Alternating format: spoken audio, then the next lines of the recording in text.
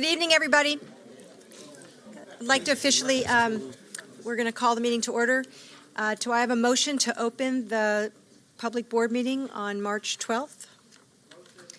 Motion by Joshua, second by Commissioner Bondima. All in favor? Motion passes 8-0 with 2 absent. I'd like to ask that everybody please rise for the presentation of colors.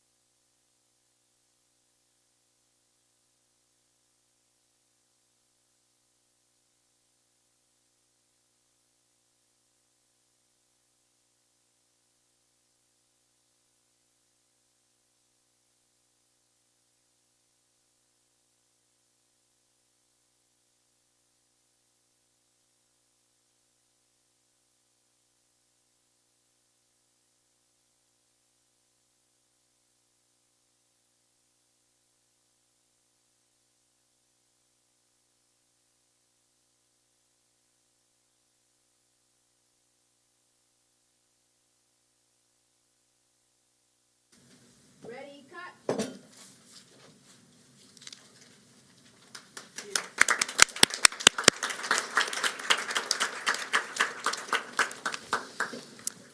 I'd like to thank the members of the JROTC from Frederick Douglass High School, Cadet Briacia Griffin, Cadet Averick Hinton, Cadet Eric Hint, Cadet Anisha Vinay, and Cadet Timon Johnson.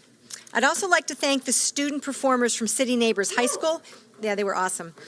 Under the direction of Ms. Shakaya A. Paler, the students who performed were Rachel Nevaya Alexander, Brianna James, Shania Walker, Sydney Joseph, Amber McIver, Michaela Davis, Jaisha Dingle, Isaiah Williams, Shamar Hodges, Davon Ellis, Donate Brown, Tyrone Lifsey, Shantarian Graham, Jelia Dent, Tyler Harris, Amelia Moore, Jordan Harris, Dion Jones, Andrew Jones, and Kai Lee. Let's give them another hand.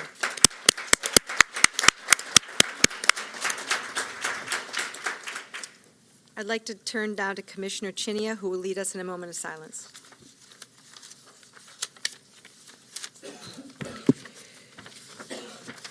I'd like to take this time to recognize the passing of one of City School students.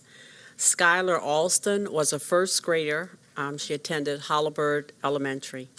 She had a huge smile, a great sense of humor, and a contagious laugh. She was kind and thoughtful. Her favorite subjects were math and art. Skylar loved unicorns and the color purple. She gave good hugs and was a true pleasure to teach. Skylar will be greatly missed by her family, friends, teachers, and school community. I ask you please join me in a moment of silence for Skylar.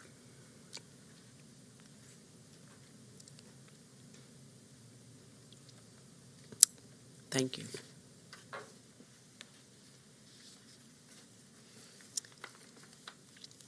I'd like to entertain a motion for approval of the prior open session meeting minutes. Moved by Commissioner Bondima, second. Second by Commissioner Berkeley. All in favor? Commissioners Lynn, McFadden, Bondima, Chinia Kashani, Frank, Reed, Berkeley. Motion passes 8-0 with 2 absent.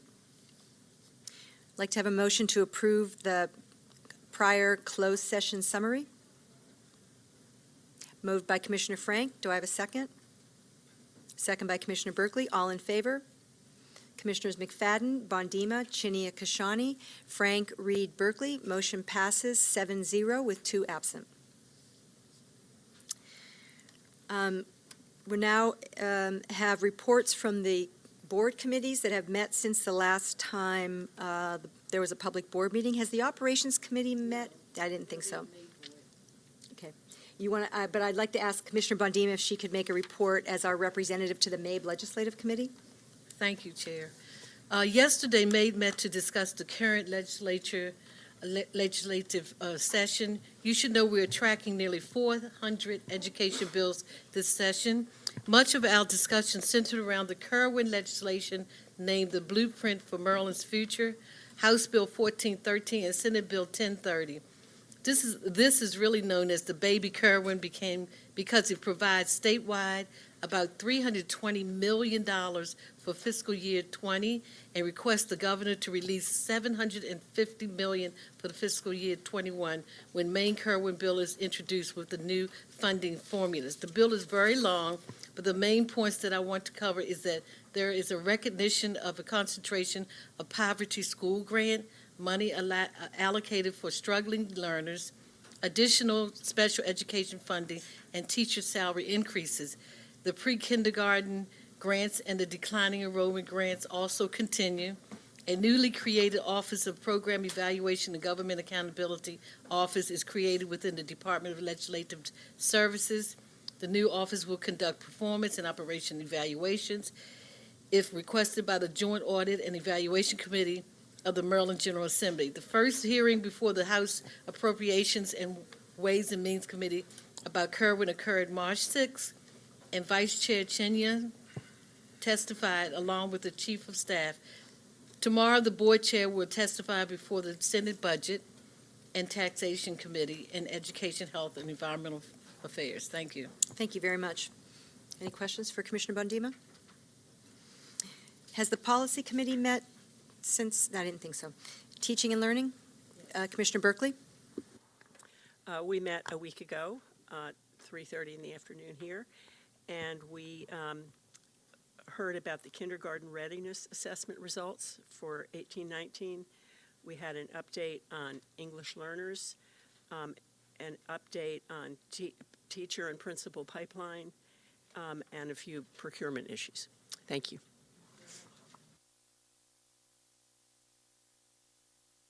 Sorry, just for members of the general public, those meetings are all public meetings and televised. You're welcome to attend or view online. I don't have many comments tonight. I personally, so I do want to say I personally was not able to make the education rally last night in Annapolis, but later that evening I looked at it online and I saw it in the news, and as always, Baltimore showed up and was well represented. So it's really important that we continue to advocate for what we believe we deserve from the funding in Annapolis. So thanks to everybody who was able to come to go to Annapolis last night. I also want to acknowledge two gifts. One, a gift of $3,000 worth of new and gently used child, youth, and adult clothes for emergency school-based clothing closets at Moravia Park, Vanguard Collegiate, Furley, and Charles Carroll Barrister from Johns Hopkins University and its affiliates. And two, I want to acknowledge the gift of $6,120 towards student, staff, family support for extracurricular activities at Beachfield from TJ Distributors, Inc. Thank you very much.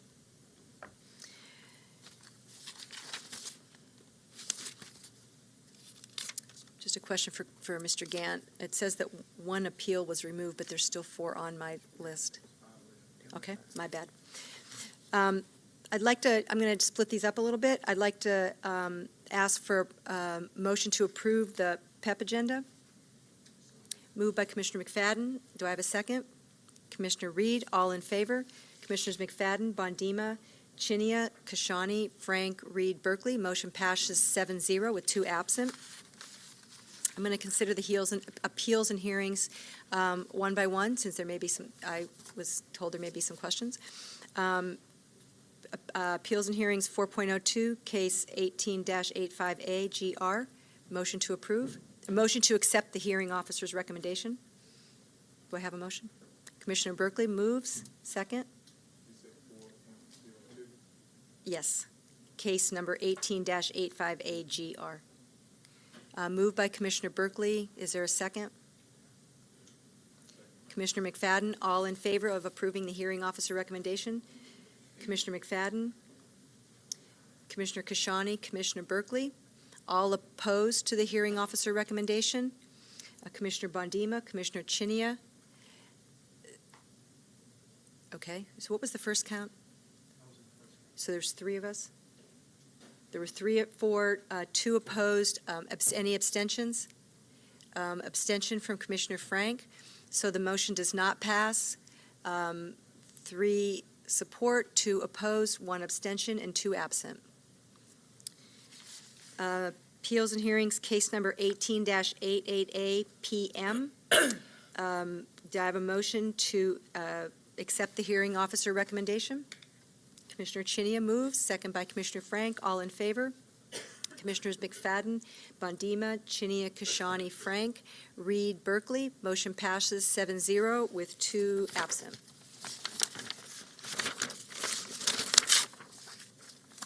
That was swift. Appeals and hearings, case number 18-90A DH. Do I have a motion to approve the hearing officer recommendation? Motion made by Commissioner Bondima. Do I have a second? Second by Commissioner McFadden. All in favor? Commissioner McFadden, Kashani, I just need a second to get my mind on which way we're voting on things. I apologize. So could you just explain, we are voting to recommend? to accept the hearing officer. So the motion was made to accept the hearing officer recommendation. So all in favor of approving that motion? I'd like to do the vote again. The motion has been made to accept the hearing officer recommendation. All in favor? Commissioners McFadden, Kashani, Berkeley. All opposed to the hearing officer recommendation? Commissioners Bondima, Chinia, Frank, Reed. So the motion does not pass. 2-4, 3-4, 4 opposed, 2 absent. Appeals and hearings, case number 18-91A MR. Do I have a motion to accept the hearing officer recommendation? Motion made by Commissioner Frank. Do I have a second? Second by Commissioner Reed. All in favor? Commissioners McFadden, Bondima, Chinia, Kashani, Frank, Reed, Berkeley. Motion passes 7-0. Thank you, and thanks for the clarification. It can get confusing. With that, I'd like to turn it over to Dr. Santelises for her comments. Great. Thank you, Chair Kashani, and our full Board of School Commissioners. I would like to invite Chief Grant Skinner forward for tonight's PEP.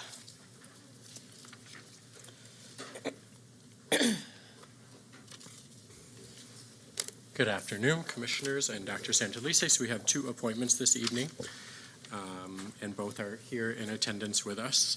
First, Poppy Michelle Fahey, currently a teacher of special education at Highlandtown Elementary Middle number 237, is appointed Educational Specialist 2 for specialized instruction effective June 24th.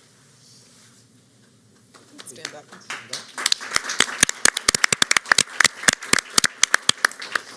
And second, Connie Boss, currently Director of Payroll at Dunbar Armored, is appointed Director of Payroll effective March 20th. Very good.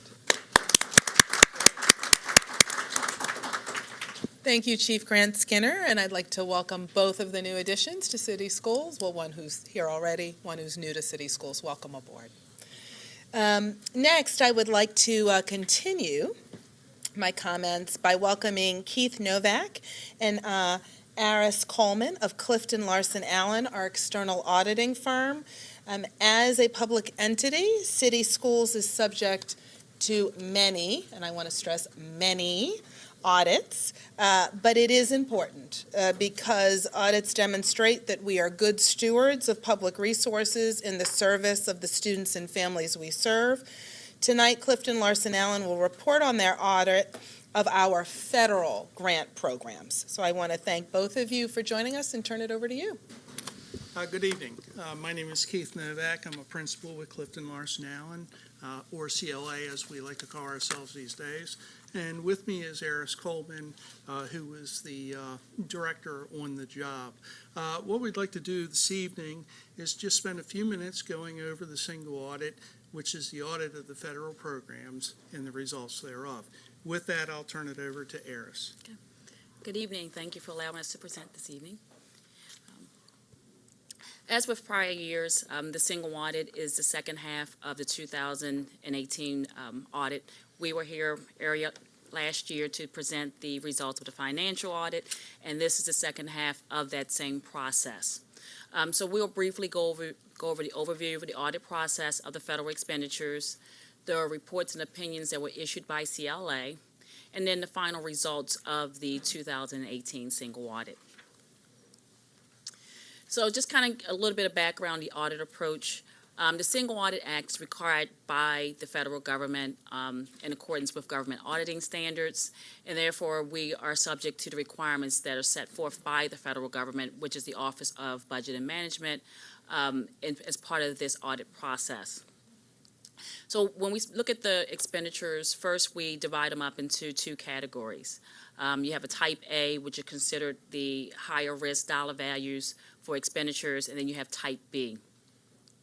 Once we determine which programs are to be tested based on a risk-based approach, which is outlined by the OMB under federal guidelines, we determine the major programs for 2018 with Special Education Cluster, School Improvement Grant, which is also known as SIG, and the Supporting Effective Instruction State Grants. This was formerly known as Title II under the No Child Left Behind Act.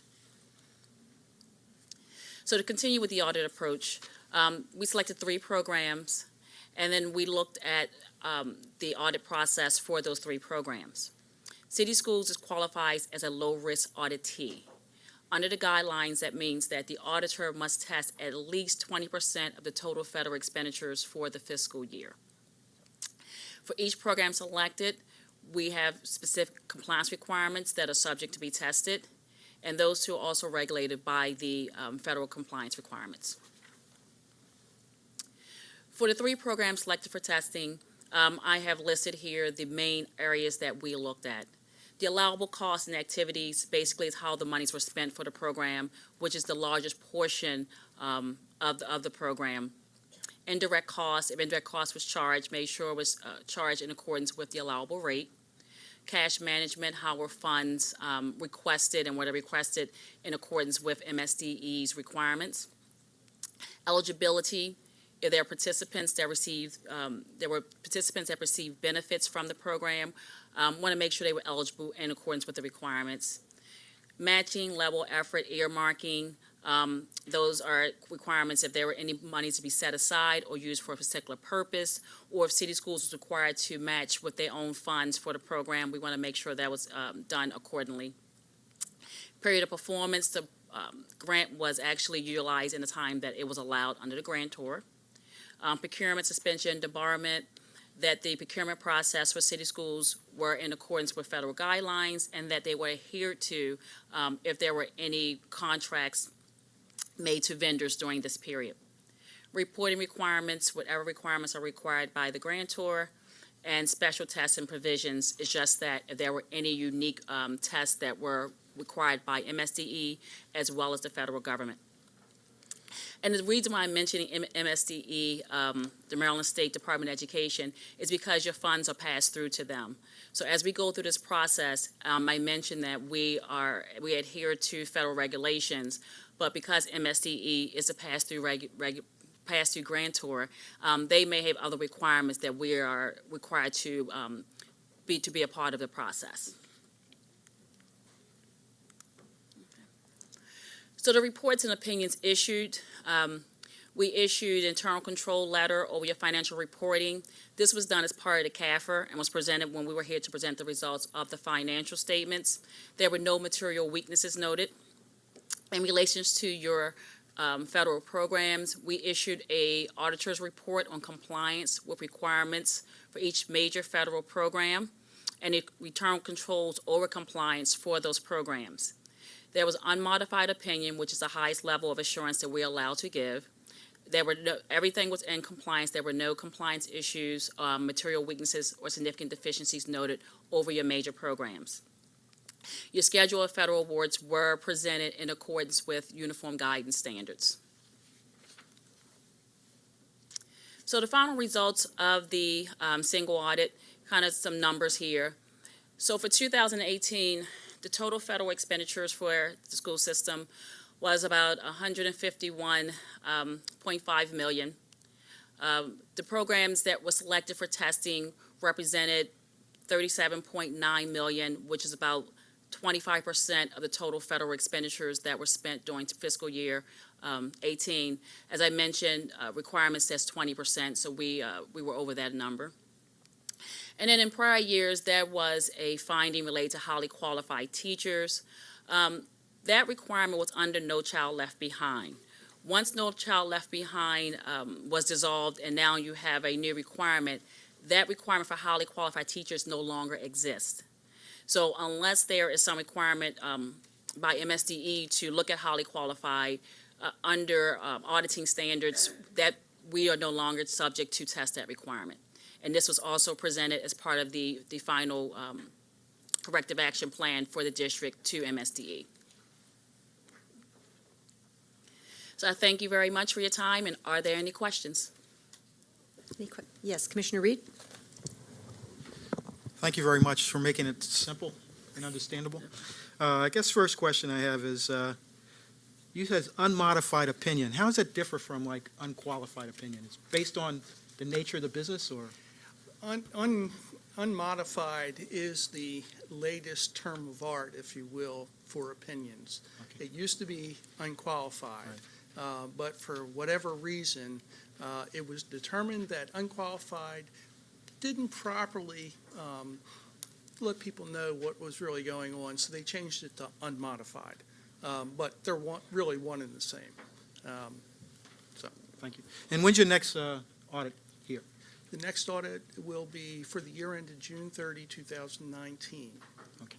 which will start very shortly. Thank you. In fact, the process will start in about a month. I think there's ever a time when we're not being audited. It feels that way. I would defer to our Deputy Chief Financial Officer, is Mary Ann in the room? I can see her right back Yes. there. Yes, is there ever a time that we are not being audited? Okay, okay. We Thank say you. that proudly. Proudly.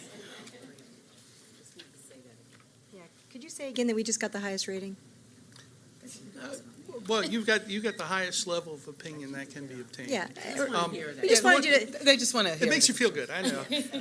No, the one It other does, thing, actually. the one other thing I will mention, you are what is considered a low-risk auditee.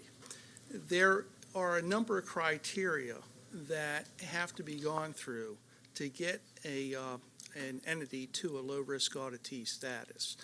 And that criteria is somewhat rigorous, especially in the single audit world. One of the criteria, or actually two of the criteria that could throw you off would be if you had a material weakness in internal control or a material noncompliance in any of the last 2 years. So once you get on the quote-unquote bad list, you stay on there for 2 years.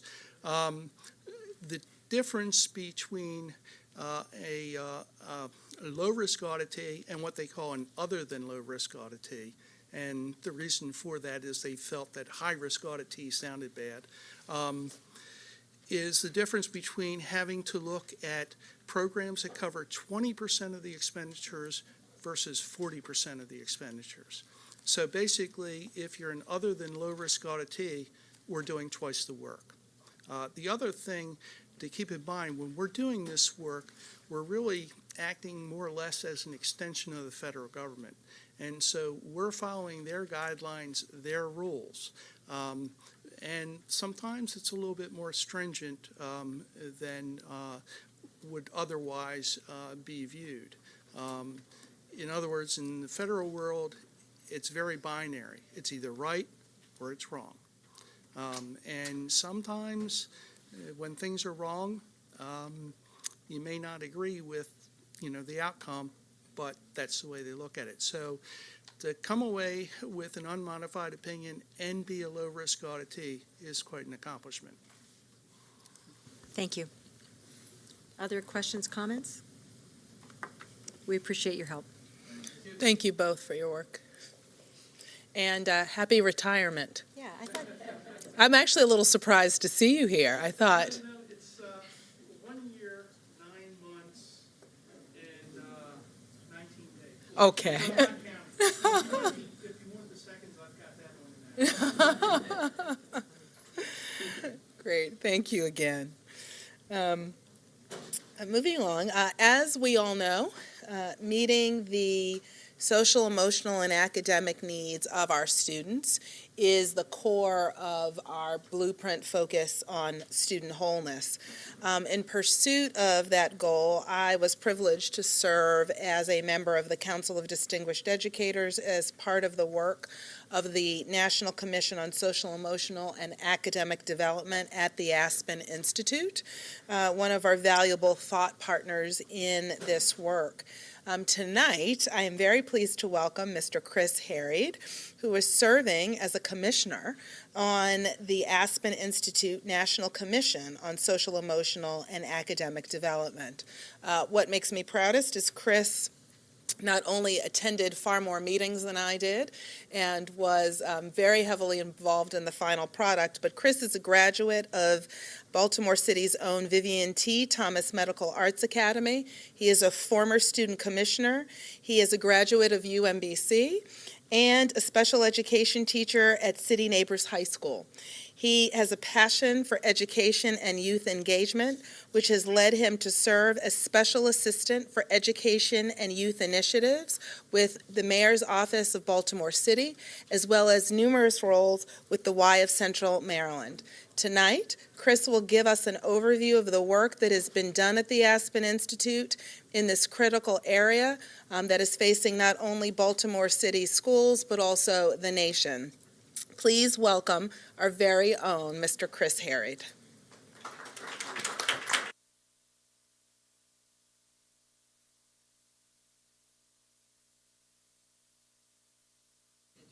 Oh, yeah, I can't forget the mic. Well, good evening, Madams Chair and Vice Chair, members of the board, and Dr. Santelises. I am Chris J. Harried, and I have the privilege of serving as a special educator here with City Schools.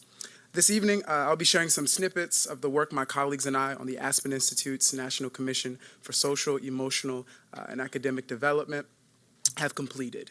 The past 2 years of our efforts recently culminated with this report, this very long, very wordy, but good report, From a Nation at Risk to a Nation at Hope. All right, here we go. So this commission that we served on was comprised of about 100 leaders from a variety of different industries and professions that all impacted education or were impacted by it. As shown on the slide, some of these fields included business, healthcare, and the military. I'd also like to highlight the time spent on ensuring that both student and parent voices were adequately sought after and included in this work. The Commission's charge was to engage and energize communities in re-envisioning learning to encompass the social, emotional, and academic dimensions so that all children can succeed in school, work, and life. We've spent time traveling across the country on a deep listening tour. During this time, we were able to interact with a litany of stakeholders, starting with our primary beneficiaries, students, ranging all the way to school, district, and community leaders. From that listening tour, we sought to develop recommendations and suggestions for implementation of a social and emotional learning, not even curriculum, but approach that spanned the pre-K through 12 landscape. All right, so this is a diagram of our commission team. One moment to collect my notes here. As previously stated, our commission was made up of many individuals that were contributing in a variety of ways. In the center, does it have the pointer? In the center, we have our 20-plus or so commissioners who spent time seeking input and feedback from practitioners and policymakers while learning more about the different models of social and emotional learning all across the country. So we traveled to Austin, Texas, Tacoma, Washington, Cleveland, and we got an idea as to how different school districts are engaging in this work and how it looks in their respective classrooms. That work was reinforced in no small part through our Partners Collaborative, who helped us to understand the current configuration of social and emotional learning, and our Funders Collaborative, who paid the bills for all those trips. Adding to our insights were the Council of Distinguished Scientists, the Council of Distinguished Educators, on which we were so very enthused to have Dr. Brooke and Santelises serve. The Aspen Institute's Youth Commission, where I spent the primary bulk of my time working with young people to get the idea as to what we thought our classroom should look like. And it's kind of weird to still be clustered in with the young people, but hey, I'll take it. In our work, we identified 3 engines of change through which we could realize the incredible dividends that social and emotional learning can provide. So we decided to approach this work from a practice standpoint as teachers and leaders, a policy standpoint as policymakers and legislators, and research. So we're talking about our academics, our folks who are at our country's leading universities and schools of education preparing our next generation of educators, like me. Our model sees research and policy as an enabler of effective practice. So we're looking at an integration between those folks who are leading in the classrooms and those folks who are supporting them with research-based practices from our schools of education and our universities. So this model here is very simple. It's a diagram of simply how we decided to model our pursuits with respect to emphasizing that our focus was on students, right? This is the concentric model there in the middle there. We started with students and we built out from there. This was the element that we strived to ensure was paramount. And so even when I was in the room with a lot of very important folks who had, their careers were my lifespan, it was important to emphasize that we start with students, we come back to students, and we include them in all of our conversations. How we operated. As we engaged in this work, it was important for us to model the behaviors and strategies that we hoped to realize in the students for whom we were advocating. That mission started with us taking the time to emphasize that there was no emphasis on ideologies or partisanship, because we had folks from all walks of life, but a focus on the core mission of the commission, right, which was how does learning happen, and then how can we make that experience better for students across the country. From there, we sought to develop an integrative, collaborative atmosphere that brought together members of the practitioner, research, and policymaker arenas. All of those actions formed the foundation of our work, being centered on becoming a grassroots movement and made great strides to foster consensus among diverse coalitions. So if you look at the slides here, we talk about that neutral convening space, right, breaking down traditional silos so there's no interruption in the relaying of communication between researchers and scientists and educators, and most importantly, our students and their, our students and their families. And then placing the emphasis on being, again, a grassroots movement. We wanted to make sure that this wasn't the next fad in education, that we were able to bring forth authentic buy-in from teachers, parents, and students, and so that's why it was so important for them to be at the table as we brought forth these recommendations. These documents here represent the consensus forged by many different groups of stakeholders that we came together to answer some difficult questions. On the top left, you'll see the interim report that we published about a year ago that placed emphasis on the question of how does learning happen, right? What does that look like? What is that experience like from a teacher and a student perspective? Second, from the bottom right is a document very near and dear to my heart, all the edits that we had to go through from there. That's the youth call to action. So the Youth Commission put out, this is what we think school should look like, right? This is what our experience has been, and this is what we said authentic social and emotional learning-based experiences would look like. So it was important for us to highlight the youth perspective and voice in this dialogue as we sought to improve the educational experience by speaking to students and making sure that, again, we centered their perspectives. So about 2 months ago, we unveiled the final report that we put together, From a Nation at Risk to a Nation at Hope. Our website is nationathope.org. That's where you can find all of the information that I'm speaking on today. We brought together all of our commissioners, all of the members of our various councils and partners and collaborators to essentially publish this report and to get the work started in terms of how we are going to move forward with implementing our grassroots movement. And while our commission does sunset as of Thursday, we are excited to have this work done and to begin engaging partners like the Special Olympics and America's Promise to push our work into the next stages. Really quickly, this is the real meat and potatoes of our work. So this is the overview of our final report. These are 6 major takeaways that we all came together with and are emphasizing in our work. The first one was set a clear vision that broadens the definition of student success to prioritize the whole child. Second to that is transforming learning settings so that they are safe and supportive for all young people. Third was change instruction to teach students explicitly social, emotional, and cognitive skills, and embedding these skills in academics and in school-wide practices. Fourth one was making sure that we build adult expertise in child development. We wanted to make sure we aligned our resources and leverage partners in the community to address the whole child. When we talk about what does it really mean to be a community-based school and to engage our students in their where they are, it's important that we bring in our community partners and work with them to provide the services and experiences that our students need. And we're looking to forge closer connections between research and practice by shifting the paradigm for how research gets done. So just really quickly, there are 2 points on there that I definitely wanted to make sure I emphasize as they were very near and dear to my heart. The first one was setting a clear vision. And we know that setting a clear vision begins with giving deliberate thought to what social, emotional, and academic knowledge and skills are needed by high school students to be prepared for post-secondary endeavors. This is a notion that Dr. Santelises articulates very succinctly in her foreword for the Blueprint for Success, this document that you all put together, that we actually looked over during my time on the commission. In terms of what different school districts were doing and how that work contributed to the environment that we were looking at. So our attention will have to be turned towards an intentional emphasis on investing in the development and growth of the whole child. Our report calls for broadening the definitions of a successful high school graduate to include cognitive and social and emotional skills and competencies. We need to have students who, of course, are literate in the English language, but we also need to graduate students who are literate in the language of humanity as well. I'm encouraged by the great potential that City Schools has exuded in formalizing an approach to addressing the needs of the whole child with this Blueprint for Success document. All right. The second one, last one, I promise, is the transformation of learning spaces. The transformation of learning spaces is rooted in the idea that we can build settings that are physically and emotionally safe for students while fostering strong bonds among children and adults. One of the principal methods by which we enact transformation is by creating school-wide cultures that encourage voice and agency for students. By extending to students the opportunity to participate in the decision-making process at their schools, they can be empowered to contribute to an environment where they feel that that's where they want to be. I think back to my time as a student, sitting here 6 years ago, as a member of ASCBC and the SGA at my school.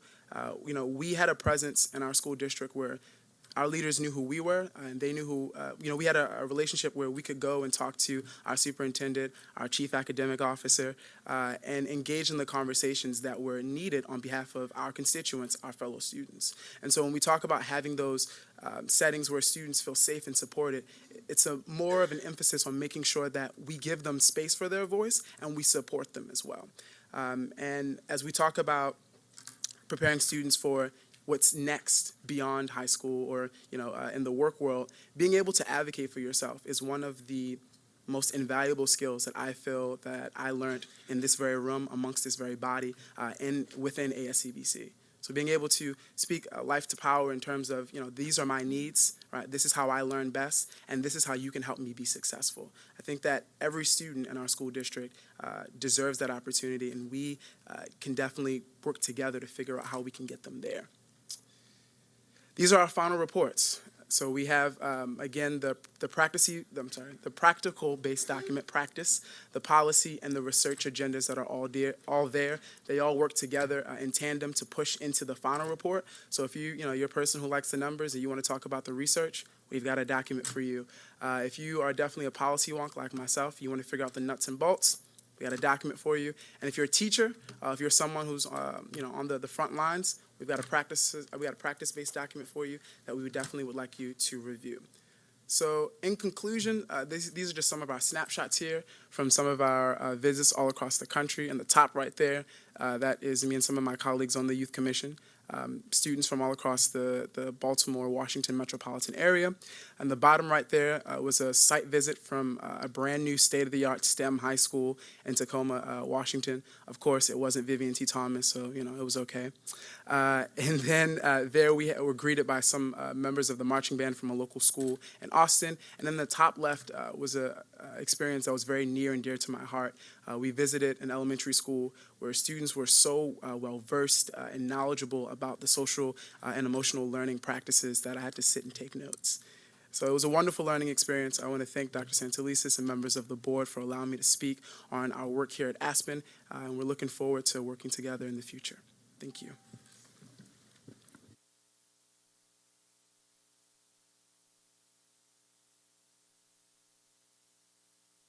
Any questions? Just awesome. Thank you. Thanks so much for presenting. Great. And again, I just want to say it was wonderful to be part of a national body of work and see one of our own graduates leading in that space in such a really impactful way. He had a bigger following, I think, than most of the adults there, and actually introduced me to some new folks. So Mr. Harry represented Baltimore City and himself, clearly, incredibly well. So thank you again, Chris.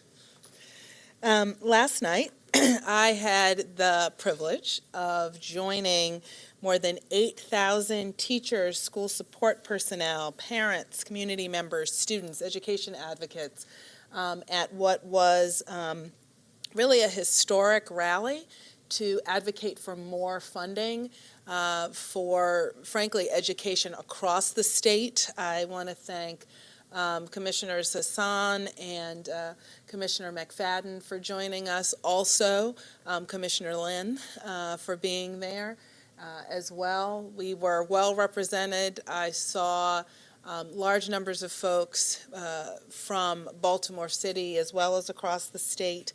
And really, there is no issue we face that is more critical at this particular time in really achieving full educational equity than to give our students here in Baltimore City and across the state access to high-quality education that prepares them for success really throughout their lives. And while funding does not if funding is not a silver bullet response to everything that we need to do and should be doing on behalf of our young people, I will say that this need is absolutely glaring, and it is, in fact, a priority around which other priorities ultimately are grounded. When I grew up, my grandparents and parents taught me that if you open your checkbook, you can see where a family's priorities lie. I think the same is true when we look at school district budgets and when we look at state budgets. And so part of what was so important about the rally and what was so invigorating was seeing large numbers of people who were pouring out to say, we want a priority to be the education of the next generation across this state. We actually know the data. We've read the reports. We know our schools are being shortchanged by billions of dollars because we, here in Baltimore City in particular, are living it every day. The issue before us really comes down to a question of equity. And while we know a lot of this and we have been living it, I can't say enough that both at a national level as well as at a local level, we have studies that are showing continually that nearly half of Maryland's African American or Latino students attend schools in one of the 3 most underfunded districts in the state. We have national studies that show Maryland is one of 6 states where the wealthiest 25% of school districts receive more money than the poorest. We also know that despite the fact that Maryland is one of the wealthiest states in the United States of America, 53% of Black students attend chronically underfunded schools compared to just 8% of white students in Maryland. Providing the resources to properly educate all of our children is an investment in the future prosperity of our society. But more importantly, it is an imperative that is both economic and moral, and it is a fulfillment of the promises that have been long unkept in the foundational principles of our country. This year's Kerwin bill represents a first step, and I reiterate, a first step.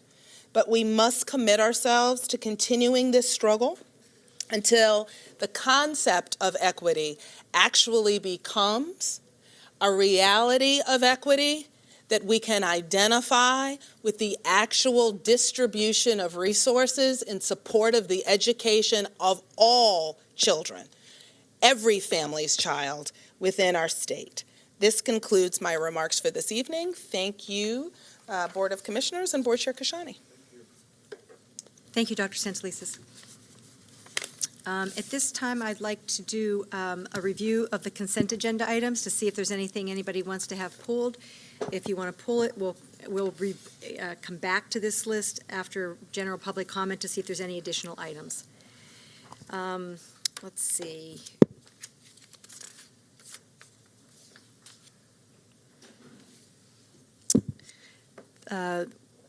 First items are the 8.01, the operator renewal for Independence. We're going to pull that for presentation.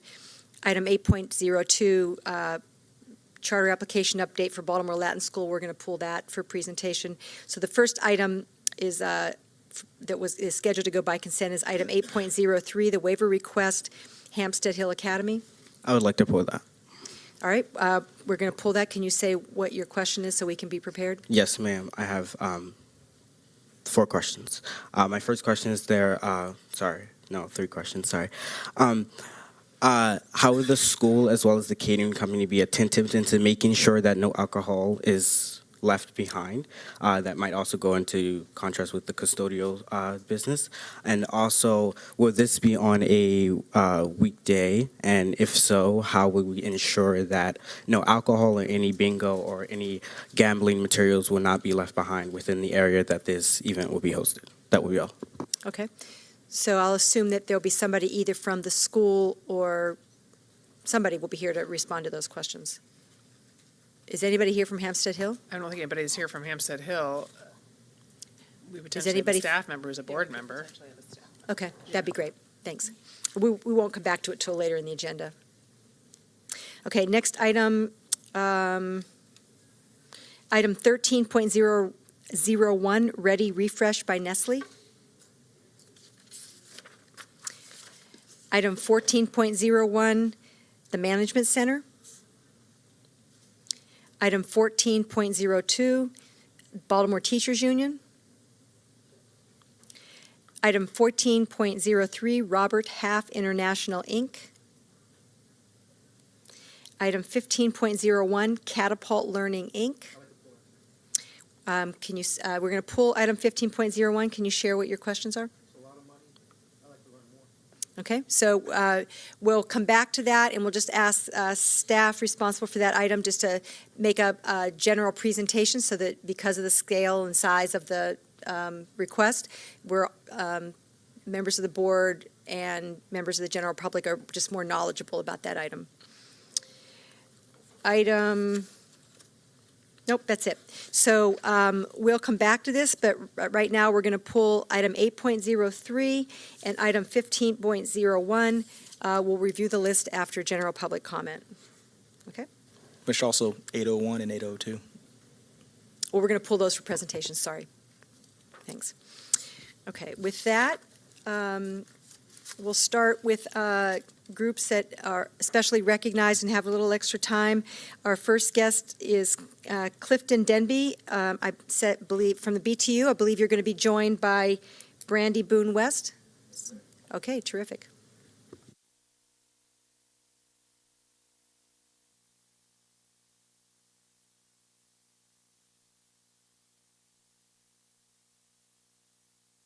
Evening.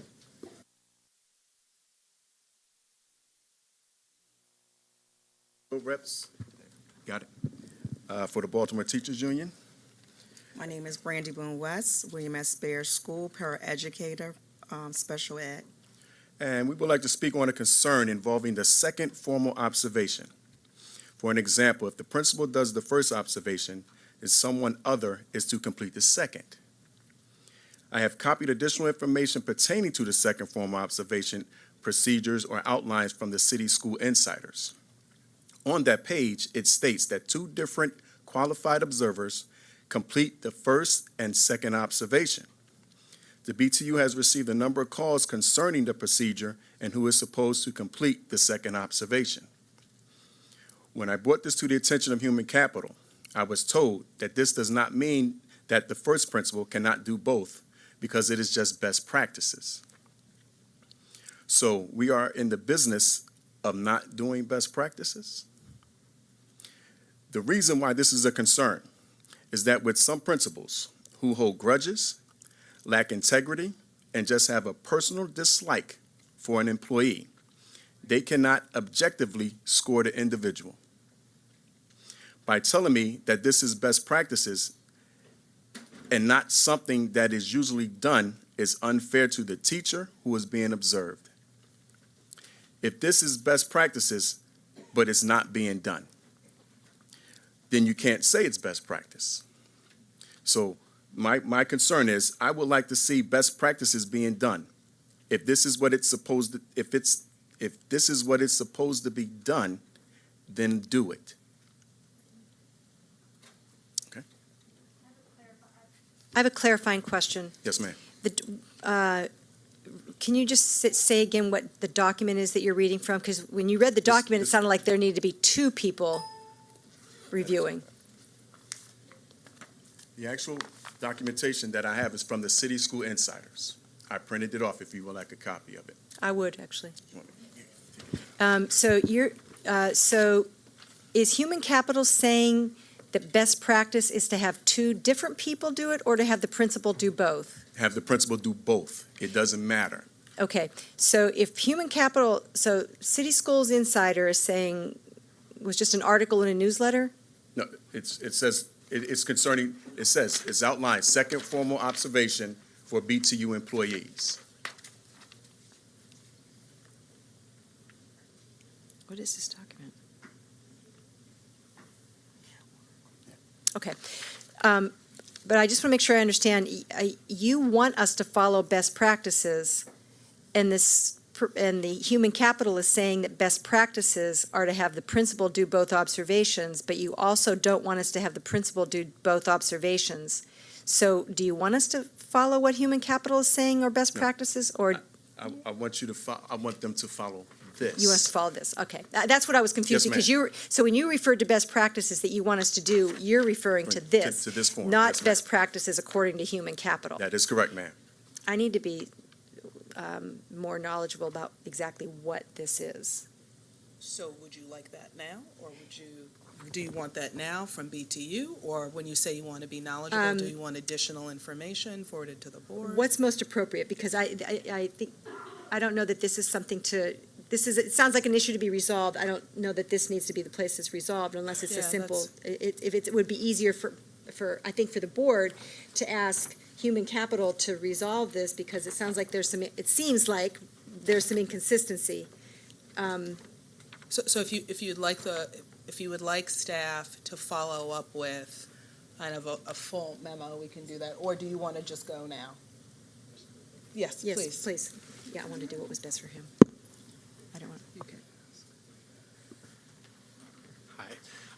First, I would say we have recognized that it would be helpful for us to outline all of the policies or all of the practices with respect to employee evaluations in a board policy, and that's on the calendar with the board later this year to make sure that there is even more clarity. I will say this, there are pros and cons to having multiple observers or the same observer.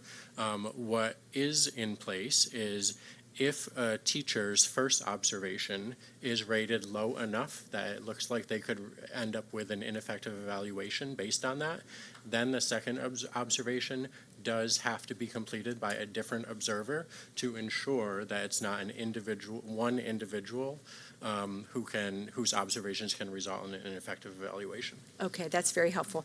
And I think that having the policy is a good idea, because obviously the BTU would have input to that policy, and so we can all be on the same page. Is the contract silent on this? I definitely should be knowledgeable about that, but that's a detail I just haven't held in my head. Can you? The collective bargaining agreement does not get into this level of detail for Okay. evaluations, and that's typical of all of our collective bargaining agreements Okay. and those in other districts too. Well, it sounds like, you've raised it, thank you. Yeah.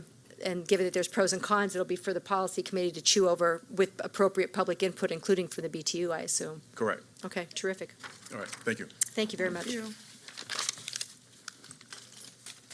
Sorry, was there any other questions? I think I jumped and got to Ronald's question. Okay, anything else? All right, thank you.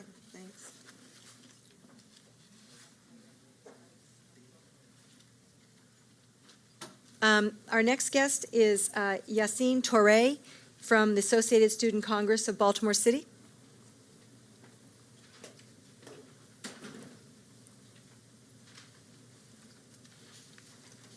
Doesn't look like anybody else is here. It's odd for the peak. Welcome. Hello. Good evening. My name is Yassine Touré, and I'm the Chief of Staff for ASCBC. Ms. Touré, yeah, if you could speak up just a little bit. Good evening. My name is Yassine Touré, and I'm the Chief of Staff for ASCBC. Today, I'll be updating you all on all of our upcoming events. And so last night, ASCBC took 30 students from across Baltimore City to Annapolis to participate in the March for Our Schools riot. Thank you to the support of the school board for providing buses and supporting our students. All of the pictures of the riot will be on the ASCB Twitter page at Baltimore City ASCBC. We are pleased to report that we will be taking 74 students, leaders from across Baltimore City to the Mass Ocean City Conference March 27th through March 29th. These students come from 19 schools in the grade range of 6th grade to 12th grade. Students will benefit from guest speakers, leadership workshops, and other training to enhance our students' leadership skills. This will be the third largest delegation from across Mass. All of the schools a part of ASCBC who would like to attend the Ocean City trip must attend the General Assembly on Thursday, March 14th. Moving forward, on Thursday, March 14th, all students will be able to apply for the school year of 2019-2020 elections, which will be held in May. ASCBC budget proposals is in the process of being finished and will be ready by next week. Questions for Ms. Touré? Thanks. We appreciate that you came because it's useful for us to get regular updates from ASCBC. I do have one question. How many more students are attending that statewide conference this year as compared to last year? Because I know you all came and requested additional support. So were you able to actually get more students? Is it around the same level? We have extra students from this year than we did last year, and there are other schools who would like to be a part of ASCBC next school year too. Good. Well, make sure you let us know where you are. Just to clarify a little bit, so last year we had about, this year I believe we have about like 19 schools, don't quote me on that, but we've doubled our attendance 100%, so we had last year about 35 to 50 students around that area, so it's been increasing rapidly. This year we've only been able to take 3 per school, so that's why it's not an entirely 100% of attendance. But we have been getting attendance in, and we do have some schools that are willing to enter next year, but it's just because of the deadlines that they weren't able to make it. But next year, our goal is to have about at least 30 schools. We already have some that are interested. Great.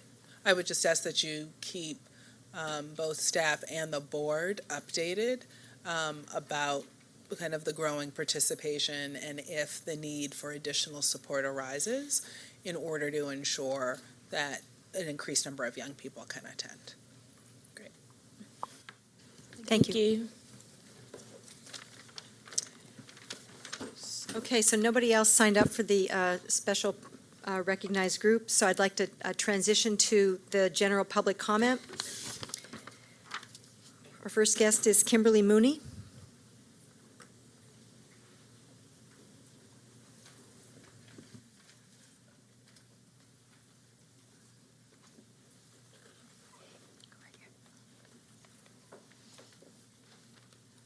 Hi, I'm Kimberly Mooney. I'm here from the Roland Park Elementary Middle GSA. This is Eli McBride, and I am going to let her speak for us. Good evening. I'm Eli McBride, a fourth grader at RPEMS. First, I would like to tell you something I believe, and that is that equal rights for everyone, including animals, is very important. I also want to remind you that I have spoken to the board before. 2 years ago, I came to this board to request a policy to protect the rights of transgender and gender non-conforming kids. I have to be honest, I don't know what took you so long, but I am glad we are here now and you are finally making some progress. I am a transgender kid, and I think that Baltimore City needs to have a very clear policy. No one in a Baltimore City school should be able to discriminate against or bully anyone who is trans or gender non-conforming, like my friend Lila. The Constitution clearly states that all people have the right to liberty. Allowing bullying or discriminating against people just for being themselves would be unconstitutional and just plain wrong. Being transgender isn't easy. Walking into a room full of your classmates to announce that you are trans isn't easy. And when I announced it to my classmates, some of them didn't believe me or understand. Being trans takes determination and you need good support. It took a whole year to get my teachers and school administrators to understand and to help explain to everyone else about my identity. I'm lucky. People at my school are pretty accepting and supportive. But I have faced some teasing and some discrimination from a few students. When that happened, we had a meeting with them and their parents and the school psychologist to talk about it. It wasn't so bad. My mom made cookies and they apologized. I want to make sure that every principal and every teacher in this district knows what transgender or gender non-conforming means, how to support trans and gender non-conforming kids. Please pass this policy and make our schools a safe and happy place for everyone.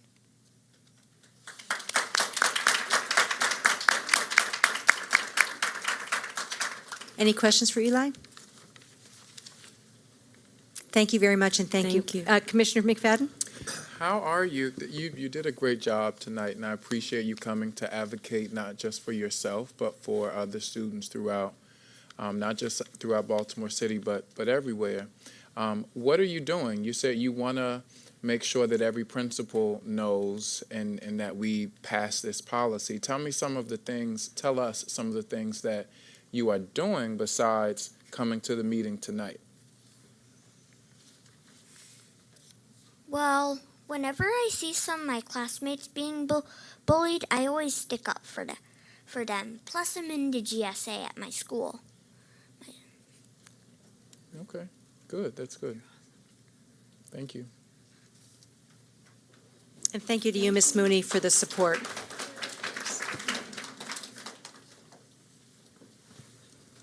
Our next guest is Keisha Goodwin.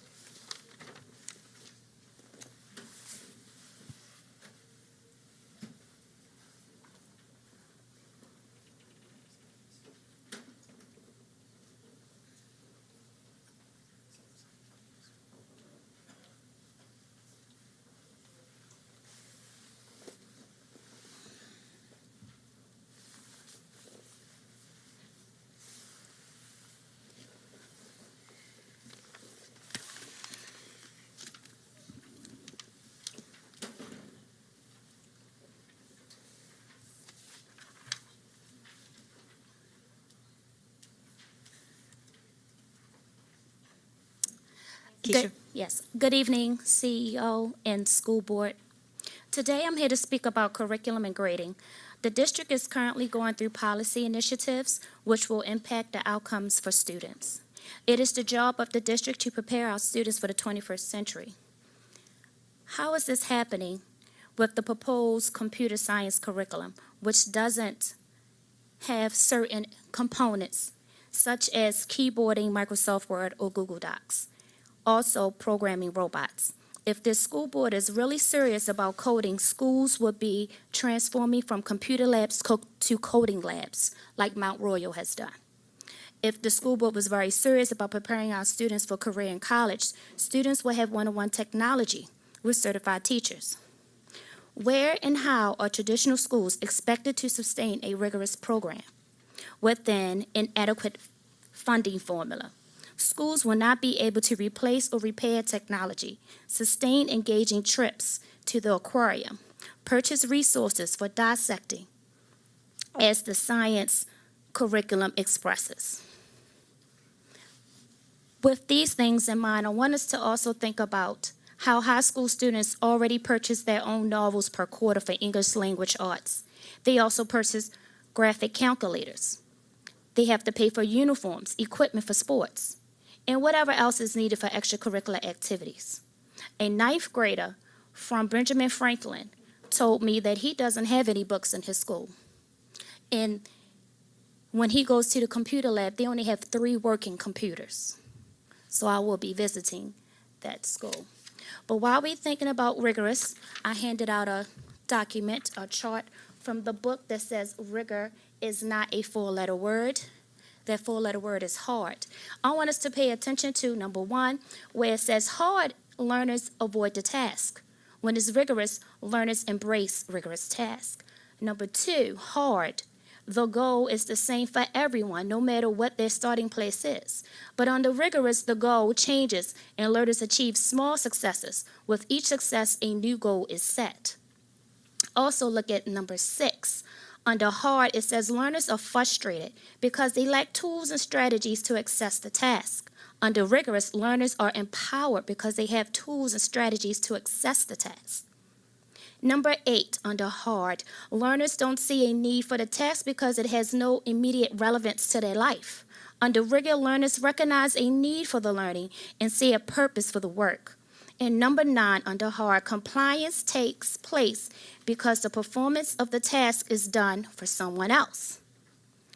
Under rigorous, engagement takes place because the learning is for the individual. On the back, it also talks about grading. And although I may not be in complete agreement about the grading that they recommend, Keisha? I want us to look at, yes, number 2, and also number 7. Eliminate zeros, and that the grading system changes from zeros or failing grade to I's. And that no matter what, if you can retake a test, you should be able to redo homework, classwork, and some other things to promote the student. Just a quick question for Chief Connolly. I remember when we did the ELA curriculum, there was extensive review, people had a lot of input.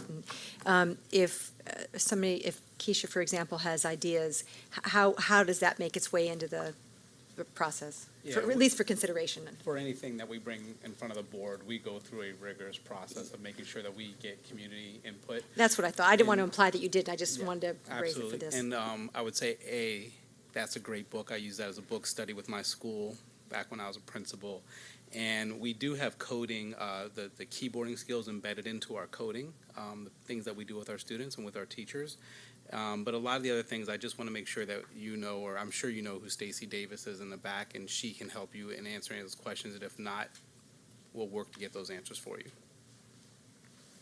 I would also just add to Chief Conley that at any point when there are schools that are not providing young people with the learning materials that are part of the curriculum, you, as well as other parents, should first flag it for the school leader And then if you are not seeing movement in that area, then you should see Chief Davis. You can certainly follow up on that. Thank you. I do not have a student at Benjamin Franklin, but But because you said it, I just Yes. wanted to make that publicly, that if, because I sometimes meet people in the grocery store who will tell me, a child doesn't have a textbook for this, that, or the other, and I just, because you were good enough to trigger that for me, I wanted to remind the public that that's the course they should follow, because young people should have the materials they need. thank you. Thank you. Thanks, Keisha. Our next guest is Nicole McCann.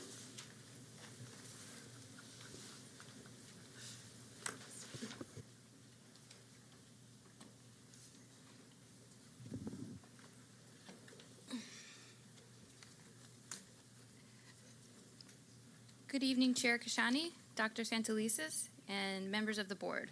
My name is Nicole McCann, and I am with the ACLU of Maryland. I am here tonight because transgender and gender nonconforming children deserve the right to be themselves, be treated with dignity, and be protected from discrimination. The ACLU strongly supports the rights of transgender and gender nonconforming students to be supported and accommodated by their schools. We've legally defended the rights of transgender students in Frederick and Talbot counties, where local school boards were forced by the courts to protect them, as they should. These policies include transgender students as equal members of the school community while still protecting the privacy of all students. The ACLU supports proposed policy JBB and asks that the board votes to adopt it as soon as possible. Having a local protection policy in place not only helps set an example, but also makes it easier for trans and gender nonconforming children and their families to turn to for support if they experience discrimination. Proposed policy JBB will give students and their families the opportunity to defend themselves against any shameful attempts to isolate and stigmatize them. Schools have a duty to ensure that all students can learn in a welcoming and harassment-free environment, including transgender students, who are especially vulnerable to harassment and discrimination. Hundreds of school districts around the country allow these students to use facilities based on who they are. Additionally, we are encouraged by included guidance in proposed policy JBB for the use of pronouns and names, dress codes, access to gender-segregated facilities, athletics and physical education, student records, and requesting a name or gender change. In a recent Baltimore Sun article, Kimberly Mooney, who was up first, Roland Park Elementary Middle Gay Straight Alliance advisor, said it well. The policy is really needed right now, and if the federal government won't protect them, we need to step up and do it ourselves. Thank you. Thank you.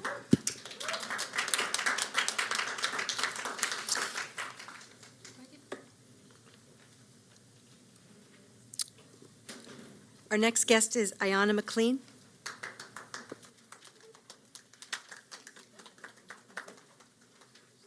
Good evening to the members of the board. I'm Ayanna McLean, principal of Independence School Local 1. This is my community. I, first of all, would like to extend my gratitude to the school board for the recommendation in favor of Independence remaining open an additional 2 years. It is without question that there remains a great deal of work to be done. And as a collective unit, the operators, staff, parents, students, the community, and myself are committed to strengthening our academic program and ensuring the best for our students. Again, I'd like to thank you for finding value in our program and our students' needs. Terrific. Now, when there's a point not too far from now where we're going to have the presentation, and are you going to stay? Because I do have a question to ask you then. I'll wait till that part of the. Oh, okay. It seems more appropriate for that. You have some time. Does anybody else have anything they want to say on behalf of the school?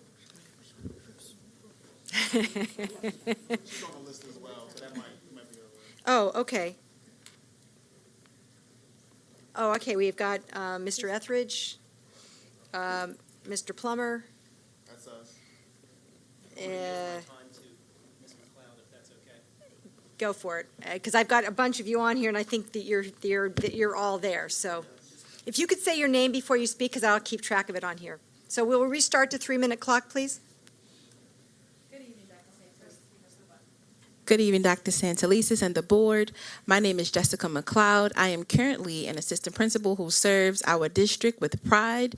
I am a part of the charter network of Baltimore Teacher Network, and I am going to be supporting Independence High School academically with culture and climate, just to make sure that we meet all of the expectations that you all have presented before us. And I'm there to support the students, and I'm also there to support Principal McLean and the organization as I need to. My name is Adriana Salazar, and I attend Independence. I just want to thank you guys for giving us another chance and believing in us. We're going to do the best that we can. We're ready for next year, and I have an opportunity because the mayor offered me an internship, so I will be working with her this summer, and that's going to be a big experience for me. And once again, I just want to thank you guys. Congratulations. Thank you. Hello, my name is Brashana Castle. I just wanted to thank you guys for believing in us, because, well, it's pretty hard, because despite last year. Thank you so much. Thank you. Oh my God, I can't stress it enough. Thank you for believing in Black kids who are depicted as not the best. We don't get the best treatment in the city schools. And thank you. Oh my God, thank you so much. You're welcome. Who else? We have one parent. Herbert? Is that?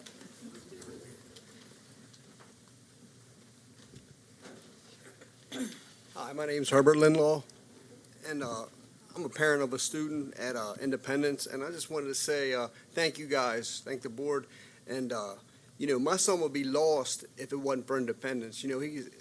He struggles a little bit, and he's been motivated by these people, and I just want to thank you. This is kind of a practice run for me because he's only a freshman, and I believe we'll be back in 2 years to get additional funding, and thank you very much.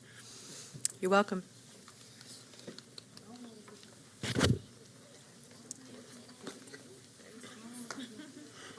Madam Chair, Madam Vice Chair, ladies and gentlemen of the board, and Dr. Santelises, I come this evening to support Independence, and thank you again, Dr. Santelises, for your confidence in the school.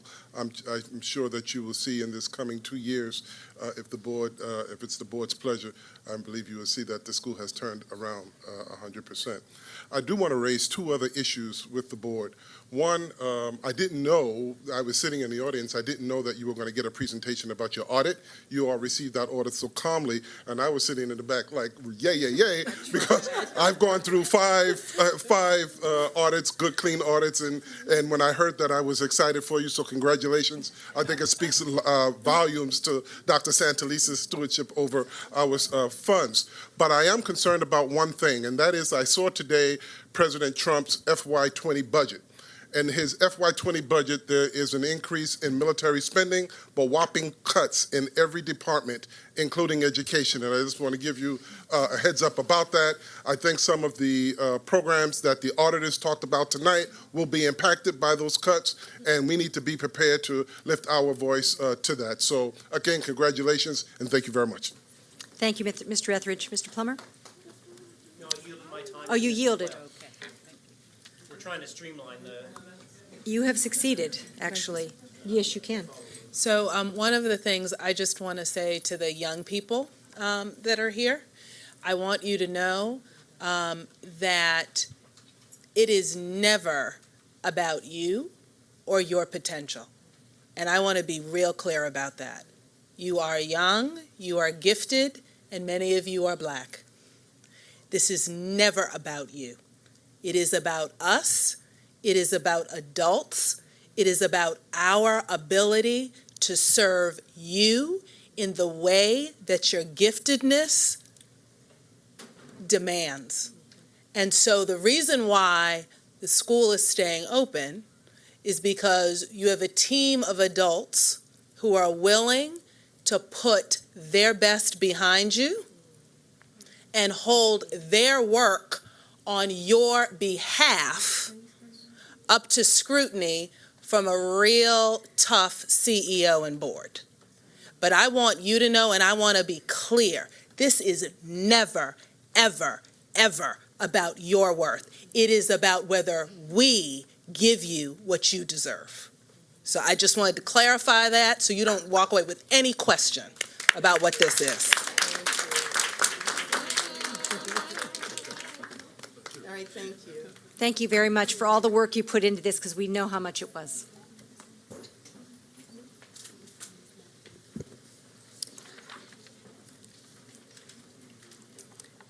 So most of the speakers were here from Independence, and they just breezed right through that.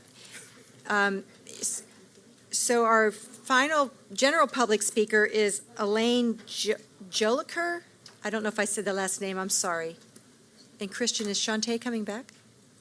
Oh, okay, because this is the last one. Okay.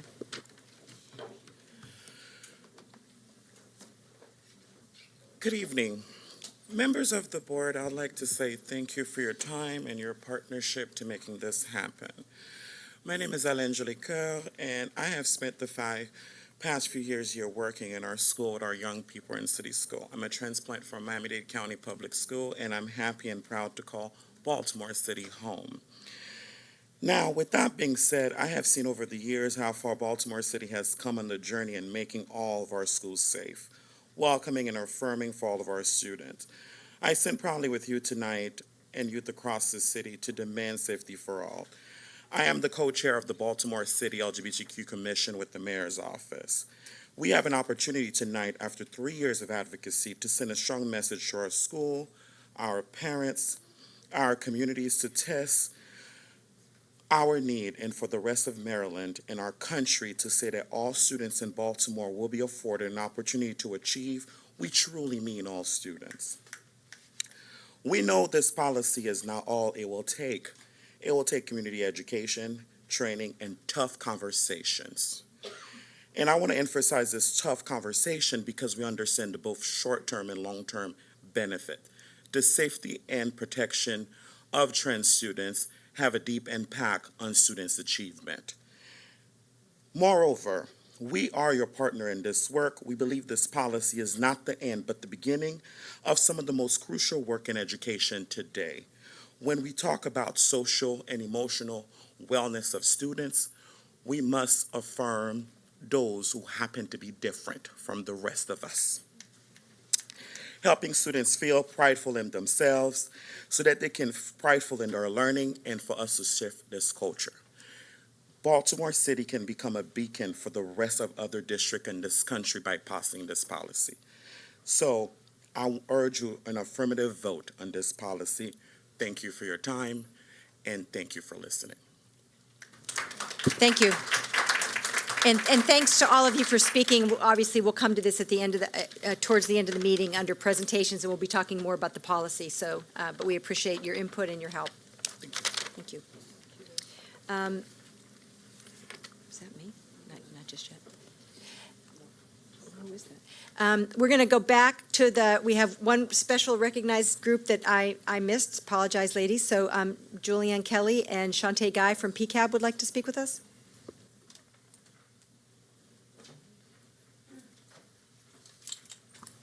As you all come, I just want to give a big thank you to Shantae Guy for allowing her story and her family's story to be featured powerfully.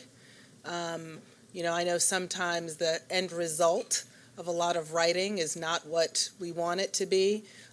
Knowing you have critiques over what the final product was, but I will say when I began the New York Times article, reading it today, I held my breath, and when I saw your name and your family's name, I let out a deep breath and I said, I cannot think of a better parent or a better Baltimore City voice to represent our city and our young people. So again, knowing you've got issues with some parts of the final piece, but I want you to know that I was incredibly proud to say that I know you and that you are part of our city and our school system. So thank you.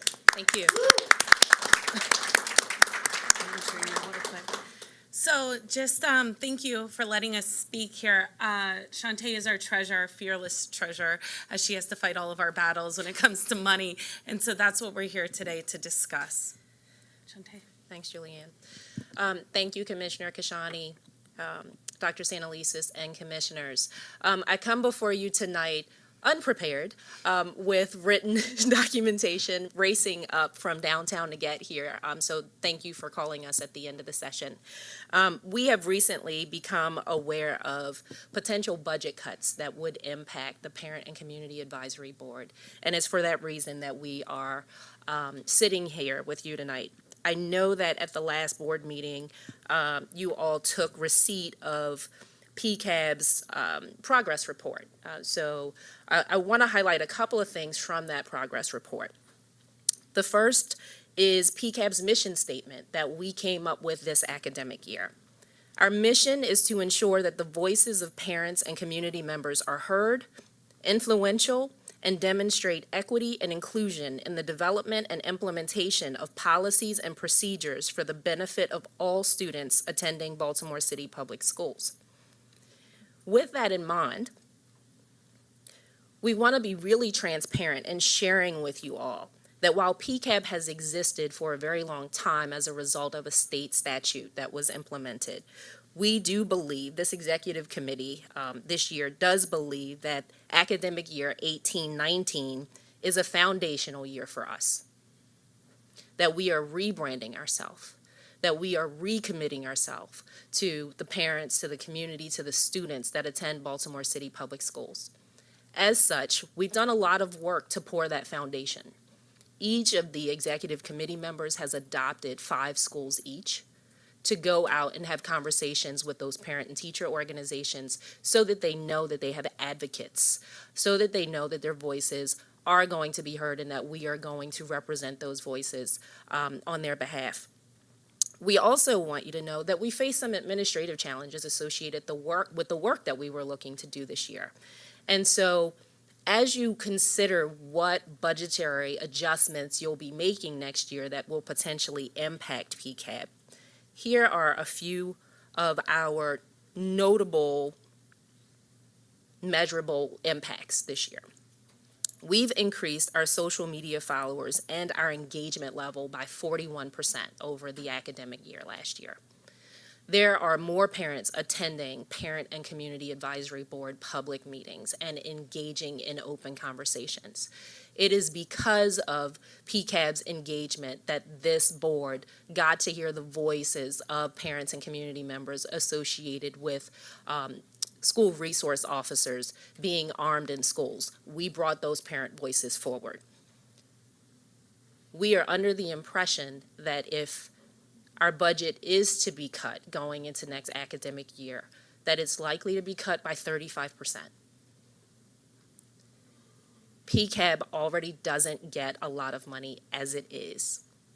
And so we'd like to invite the board, we'd like to invite whoever else is interested in having a conversation with us about, to learn more about what we're budgeting our dollars for, what the impact is of those dollars, and to just have some really transparent and candid conversations about brainstorming ideas that get us at least the budget that we got coming into this year, if not more, which is what we were hoping for next year. We expect to ramp up our engagement protocols next year, given that we'll be out of the foundational phases.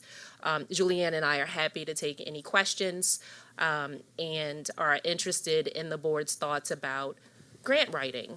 If additional board dollars aren't on the table, just any ideas that we believe are viable ideas that would help us to continue to support parents in the community in Baltimore City, as well as our students. Thank you. So thanks for coming to talk to us. We were asked to cut a pretty significant amount from the board office budget.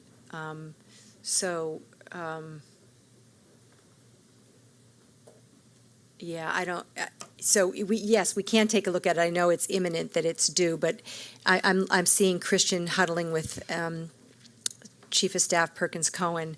It's unlikely that it could be an increase. I don't think anybody's getting You're looking at me. Can you say something to help me? Yeah, you could take Allison to help me. Thanks. I just think this is something the No, board no. should talk about. It's within the board budget, so I Yeah. think it. At I a just thought you follow-up were trying to meeting- say something to me. Yeah, so I just think you guys should just have a follow-up meeting afterwards to talk about how it fits in with the other priorities within the board budget. Yeah. It's Yeah, a board, because- it's a board decision. It is. I just thought you were trying to say something, and I didn't want to stifle that. Christian, do you want to say something now, or do we? No, we're going to continue to have conversations about it, and we can, like I said, look at maybe moving some other things around. Okay. So I would say that if people, the time is short on this, if you can stay afterwards a few minutes, we can talk about this a little bit. Anybody that can stay? Yes, go ahead. Do we get a proposed budget from PCAB? Do they submit that to us in the development of the board office budget?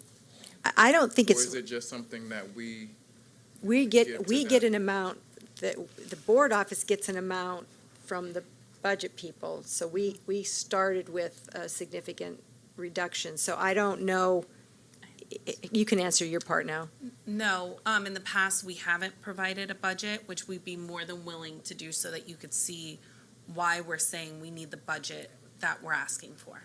Right, to the think that would be chairwoman, to the Yeah. chairwoman's point, we've been given a fixed dollar amount, and that's been allocated across certain buckets. If we need to make adjustments to those allocations, that is communicated to Christian.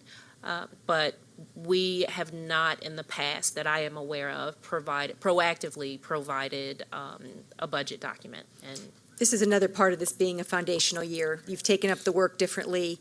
It stands to reason that we would do that differently. We just didn't catch up with ourselves. I was just going to propose, it seems like, so this is really good feedback. I just think you all should take Yeah, a moment before the next meeting just to discuss it and then come back. And Definitely. Yes, we will, but I think Christian told me it's due tomorrow. it's why I'm not prepared with any comments. Just and why- wants- yeah. just wants I to- teleported from downtown. Yes.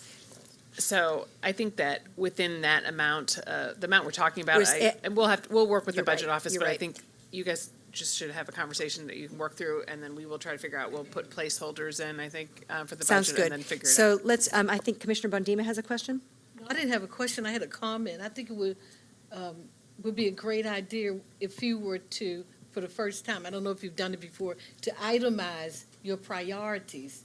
So we would not just look at the budget and say you get this amount, but if you show your need and what's your number one priorities, it would give the board great ideas about how to distribute whatever you're going to receive. So we wouldn't be cutting your most important items off of your budget. You know what I'm saying?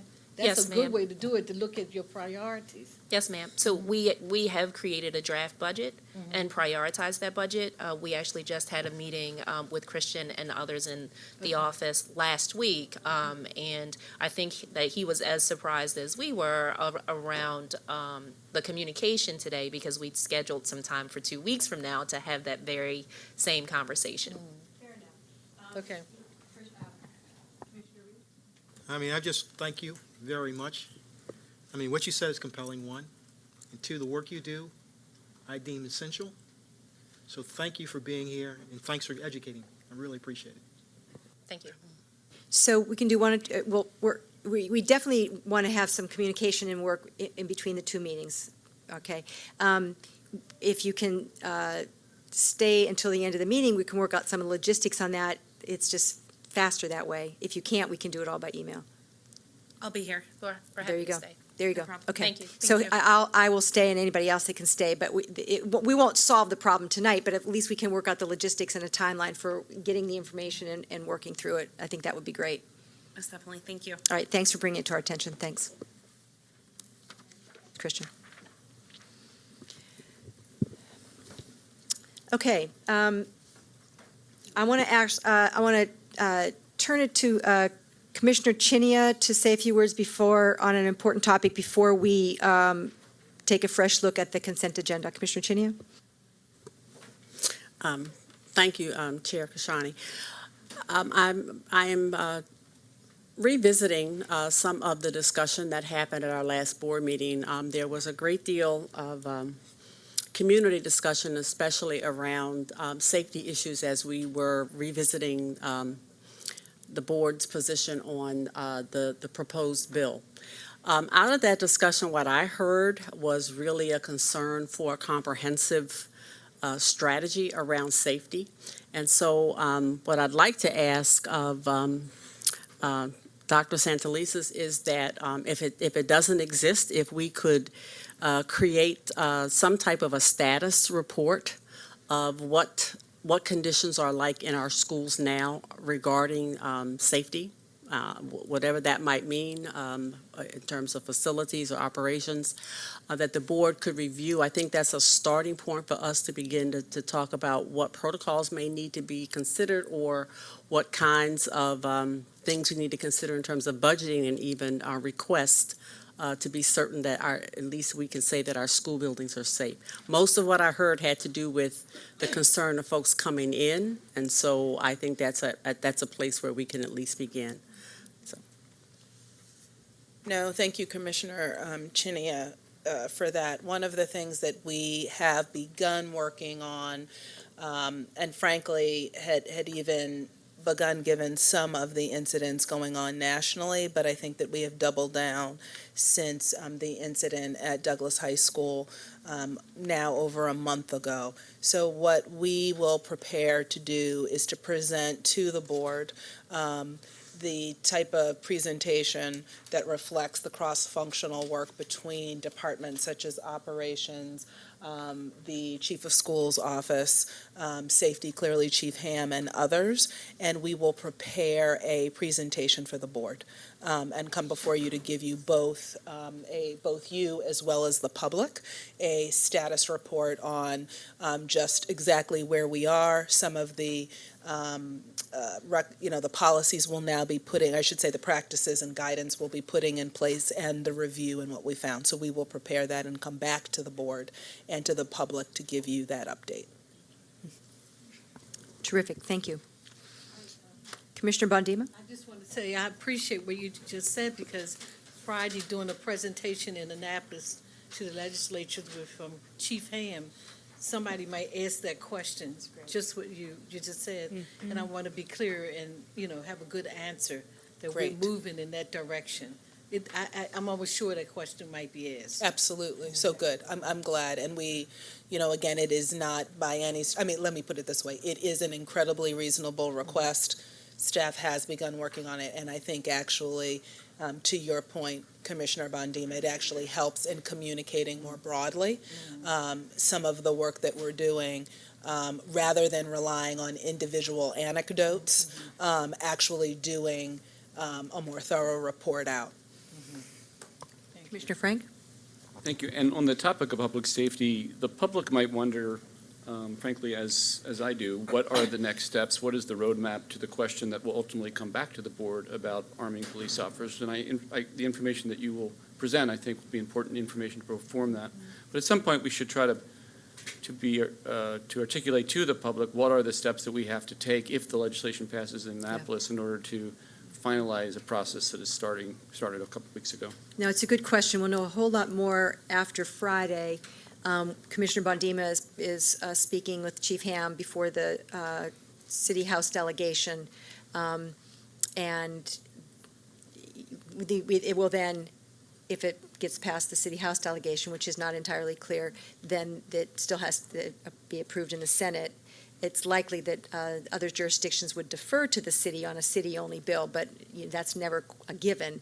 But I think that as soon as we're more clear about what comes out of Annapolis, then I think we will have to put together all the steps, because we referenced it when we talked 2 weeks ago, that whatever steps are next for the city schools, we're committed to working with all of the people who came forward with some really good ideas about safety, including the young people from the Baltimore Algebra Project brought forth some terrific ideas. So that will be part of what the next steps are. Okay, with that, as a result of the general public comment, are there any other items to be pulled from consent? Okay. With that, I'd like to hear a motion to approve the items that we are not pulling. That would be items 13.01, 14.01, 14.02, and 14.03. Motion to approve those items. Moved by Commissioner Reed. Do I have a second? Second by Commissioner Bondima. All in favor? Commissioners McFadden, Bondima, Chinia, Kashani, Frank, Reed, Berkeley. Motion passes 7-0.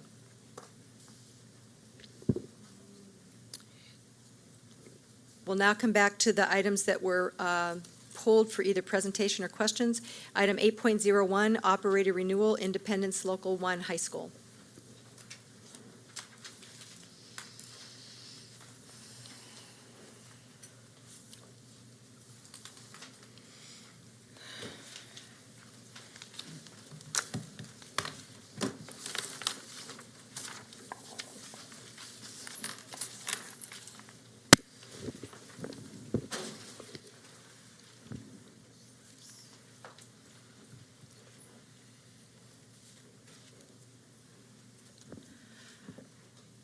Good evening, Dr. Santelises and Board of School Commissioners. I'm Angela Alvarez. I'm the Executive Director of the Office of New Initiatives.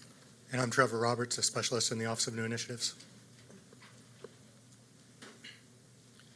So we're here for the board to take a final vote on the renewal of Independence Local 1 High. This process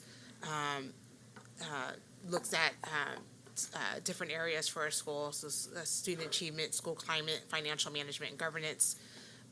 Independence Local 1 High went through the full renewal process in school year 17-18. At that point, the board granted them a 1-year conditional, and so this review is based on looking at their progress on conditions.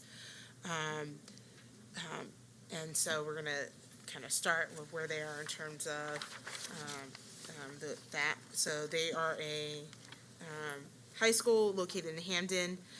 The recommendation is to renew the contract for a 3-year term. They had conditions in the area of special education, which they met, so they were able to implement procedures to improve their practices there.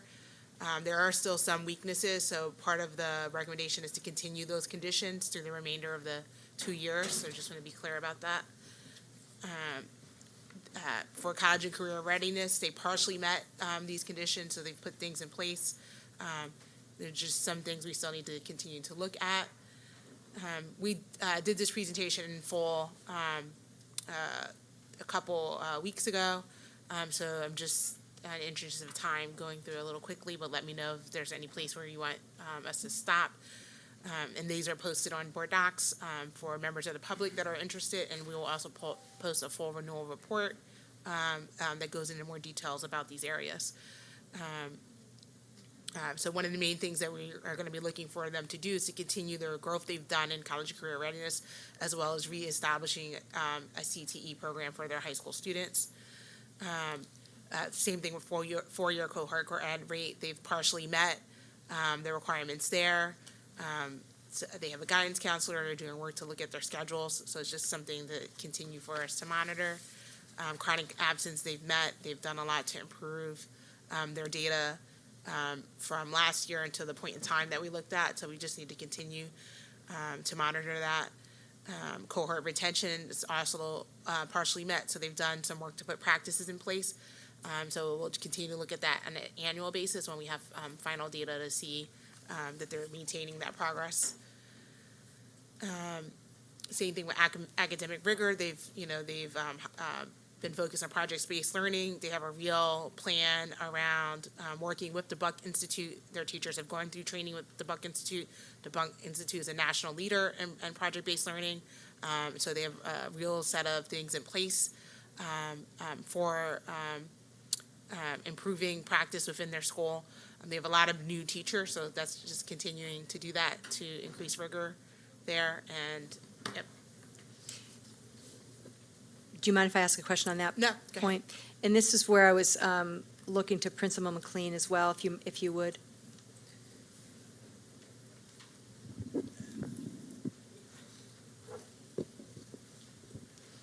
This was large turnover of staff was a big point of discussion, I know, when I visited the school, which has been a number of months now, but, and there was some feeling of stability that you were replacing the staff and people were settling in. I just wondered if you could talk to us a little bit about that, because it did seem like it was pretty disruptive, and it's a big, it's important as we sort of move forward that there be some stability, so that these things that we're talking about, even, the ones that were met or the partially met, that there's some stability to, let some of these things take hold and really move. So if you could just talk a little bit about the status of the staff right now. The staff is anchored. No one is moving. I have one out on leave, medical leave, but everyone plans to return next year. We are 100% participation in the first 2 tiers of the professional development for project-based learning. We're scheduled to enter into a project-based learning boot camp the last week after school ends, and then we have some boot camp planning sessions during the summer to work with the teachers in preparation for starting beginning the next school year. It references under the CTE program for environmental studies that you're looking to hire faculty to restart the program. Is that the only area where you feel like you're still short? No, we need to strengthen project-based learning, one. We do have an agricultural class that meets after school, but next year we plan to infuse that into the daily program. And we are interviewing now one potential teacher for that program for next year. Yes. Okay, yeah, I wanted to just get a little bit better of a sense of it, because it seems like that, if that instability continued, it would be hard to move forward from where you've gotten to. No. Okay, thank you. You're welcome.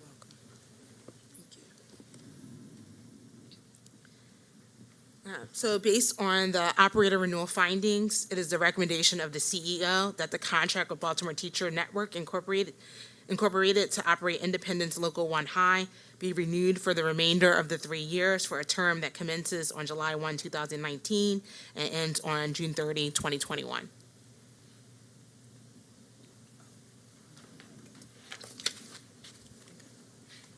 I concur with the recommendation as stated.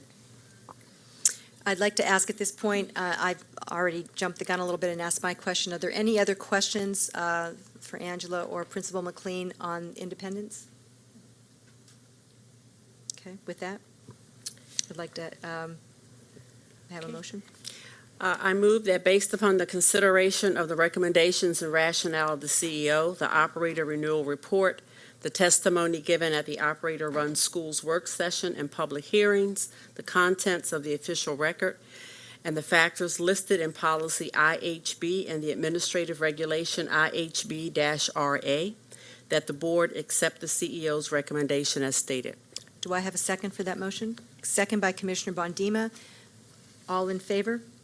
Commissioners McFadden, Bondima, Chinia, Kashani, Frank, Reed, Berkeley. Motion passes 7-0 with 2 absent.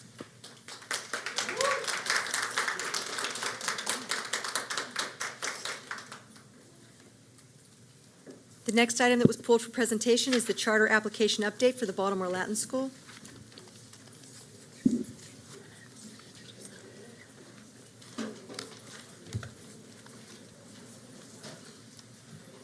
So tonight we're going to bring the Baltimore Latin School up for a vote for the board. Just to give you an idea of where we are, Latin Schools of America submitted an application to open a charter school in school year 2017-18. And just to be clear, because the application was submitted late, it was under consideration for opening in school year 2020-21. After a review process, the board voted not to approve the proposal based on the following factors. The academic plan did not sufficiently address the needs of students in the community the applicant tends to locate. The professional development plan was not fully aligned to the proposed curriculum and lacked details on how it would be implemented to support teacher and student success. The application did not sufficiently address how assessment data will be used to guide instruction. The application did not sufficiently address how the school would identify and provide services to English language learners or below grade level students. The recruitment and staffing plan did not adequately describe how the school would find teachers with the skills and certifications necessary to deliver the curriculum, and the staffing plan did not adequately address how the school would meet COMAR teaching requirements, collective bargaining requirements, and have sufficient staff for the boarding components of the application, and it relied on use of part-time teachers without addressing those potential challenges.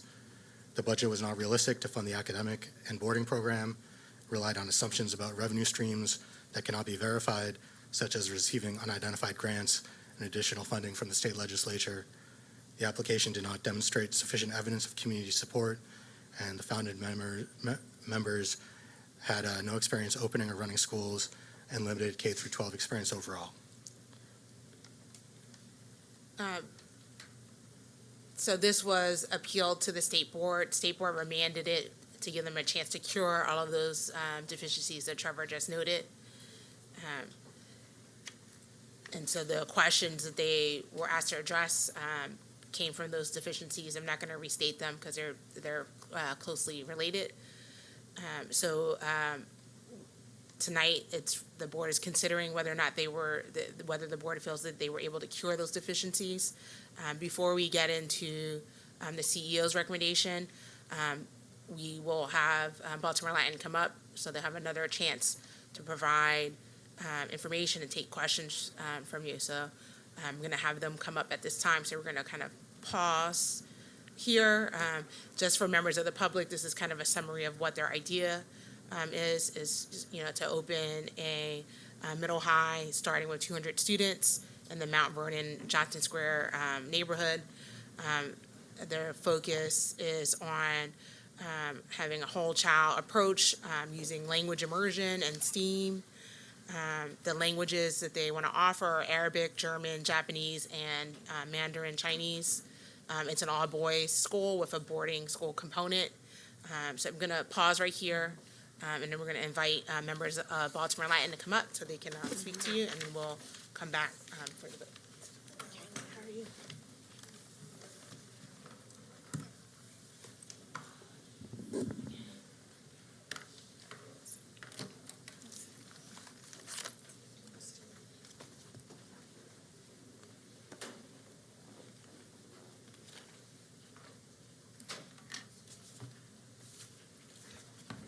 Good evening, everyone. Alicia Hughes, President, CEO, Lighten Schools of America, Principal Founder, Baltimore Lighten School. Over the course of time, we really appreciate the opportunity on the 26th of February to address the board and are grateful to have received the CEO's recommendation on the 25th. So that gave us a day before we came in to make the presentation. And are there 4 minutes? Is there a time limit on my speaking tonight? I think it's 4 minutes again. Where's Angela? It's 4 minutes. Does someone want to put the timer on? I want to make sure that I'm fair to your process. Go ahead. Okay. A number of things, have been stated over time about this. And what I like to state is when we made this application, we made the application with 110 signatures on a petition reflective of community and parental support. And at that time, we also had 10 founding students. Per the documents that we received in reviewing the application, we looked to open with 200 students. It's sufficient parental support if you have 60%, I believe, of your opening enrollment, and that's something that has been noted. We did forward a memorandum. We submitted a number of other documents between the 26th and now. But there's a memorandum that we've submitted earlier today that essentially encapsulates or responds to everything based on the CEO's recommendation, our response to some of those items. In addition to that, the concerns that you, Chairman Kashani, Vice Chair Chinia, Commissioner Frank, and Commissioner Hassan raised when we were before you. The budget, we actually have submitted a letter. We've made some calls. And we've submitted a letter for a loan. We don't like the idea of loans, and we believe that our budget was realistic before. But what we've gone back and done is submitted a supplemental budget, and we actually have a letter of credit from PSG Lending and also from another outlet that you've received I think it's $1.1 million.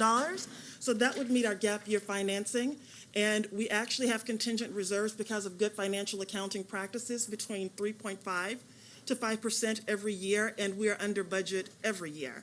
And that also funds our boarding program. We'll naturally take any questions that you've got regarding those matters or those types of matters. We gave you a professional development plan that is more robust, consistent with what was requested before. And those things are all mentioned in the memorandum.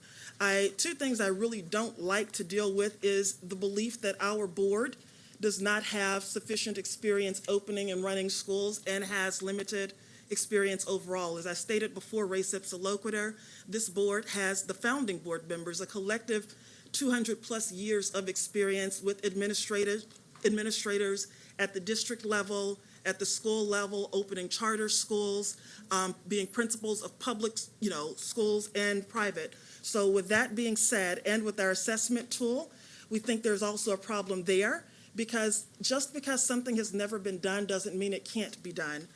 That's the impetus for innovation in this country today, and you don't get advanced or advance beyond where you are if you don't take calculated risks and chance. The Kirkland Online Assessment Tool does not exist in foreign language. No assessment tool online exists in foreign language. So to be able to do that is something that would be novel and beneficial to our students.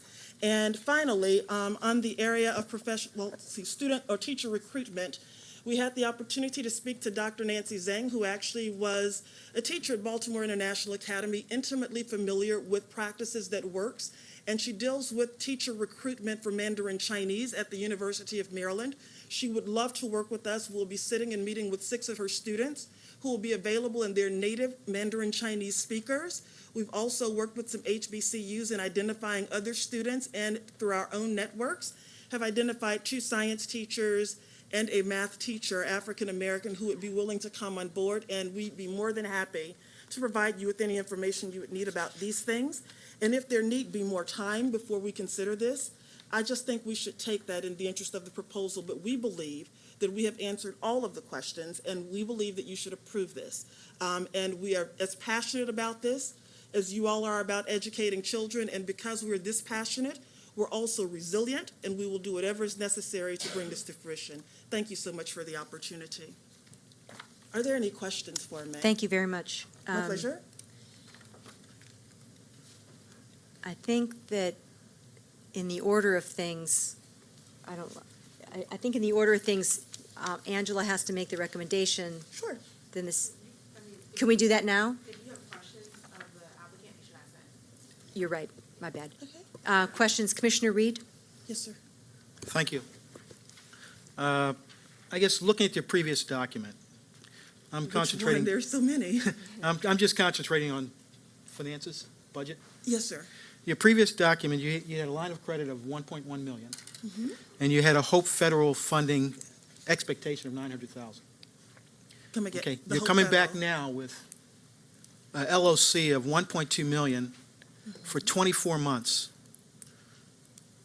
This is not a confirmation of a final loan approval, but it's an LOC. Pre-authorization letters are not Okay. that, Okay. because you have to submit Right. more documents Right. at the time that is appropriate to do so. So submitting documents, having conversations with financial organizations, and getting them based on the concept, the idea, Right. and the people who are presenting Right. to Yeah, do like or that- to agree. That's my point. This is a concept and idea. My point is Yes, 1.2 million yes. over a 2-year period. How do you pay that off, and where do you get your capital from? I mean, this is basically, this is probably operating, but you're still going to need backload capital. So I where agree. is your money? So you've got 900, well, what's this, 1.1 for 1.2 million, and that's essentially for the acquisition of a building. And the other we have is for 1.1 million. That is capital that is going to be extended over a period of more years. So what you've got there for is 2.3 million for gap year funding or financing without the consideration of the $900,000 that we had referenced before as potential coming from a state grant. So what we did, and we thought about this because when we spoke, we're very passionate, especially when we gave our first supplemental submission. We're passionate about how we go about implementing our program. And we do not, you were not here for this part of the conversation, Commissioner Reed, last time when we were here on the 26th. But in the event that we do not secure the funding or the financing for gap year in order to prepare our teachers and our staff the way that we would want to, we set out right. This isn't just a matter of give us an approval and give it to us right away. If we can't do this the right way, we don't want to do it at all, because it's not our objective to just open a school that does not accomplish the objectives that we set out for. That would be a disservice to this district. That would be a disservice to the students that we're passionate about serving, and it would be a poor reflection on our organization. It's completely a disinterest. So what we did in the time from the 26th to the present was we reached out to organizations that could work with us to secure the capital that we would need. We have a foundation that is separate from Latin Schools of America that would deal with our real estate, and our president, or our chair of our foundation board, Florida Santana Jonas, is actually former president of a school board in upstate New York, but she's also a real estate investor. Another member of our board who would be working with us on this is Jeff Ratnow, and two of his sons would be founders for our school. And he's a local developer that has done affordable housing and done some things with the Downtown Commission here in Baltimore, and I've got a background in land use. So we would work with those folks primarily, and our finance members of our board. Oliver Sutton, for example, is a VP of JP Morgan Chase. And we would work with those folks in our group to acquire a second property that could house part of our day program, and in addition, residential. And in the memo that we've submitted today, when you look under the budget, there are some links for you that would give examples of buildings that could be acquired, and we would essentially balance that along with the $1.1 million that would not be part of something that would need to be paid back in 2 years. Does that answer your question? An awful lot of leverage, isn't it? Commissioner Frank? Hi, thank you Yes, sir. for the responses to the questions. Clearly, you put a lot of thought and time into it, you and your board. I just do want to understand something, and it's been a long time since I actually looked at the application or the proposal itself. Latin Schools of America and its board is different from the board of the school that you're proposing? Yes and no. The school that we are proposing, all of the members of Latin Schools of America's board, would also be founding board members for Baltimore Latin School. However, we would not stop at just the members of this board that are located all across the continental United States. We would, in addition, look to have others who are local here to Baltimore City and invested in this community join forces with us. And for me, this is what we call an organic process. Yes. You answered my question. I just, in the interest of time, let me just follow up. Yes, sir. So, the Latin Schools of America Incorporated is a corporation that you founded Yes, and has sir, a it board, is. and Yes. by its name seems to have an ambition to do this around the country, maybe, In other and in other places. places. And Sure. this would be the first city in which you're proposing? Is that Very correct? first city, and it was selected because it's near, dear, and personal to me. Baltimore, when I moved back here, I've lived in the DC area multiple times since 1996 when I was in college, and when I bought my first home, in this city. My late grandfather, who's no longer with us, he's late, came from Tennessee and walked every landing of my first home in Union Square with a prosthetic hip.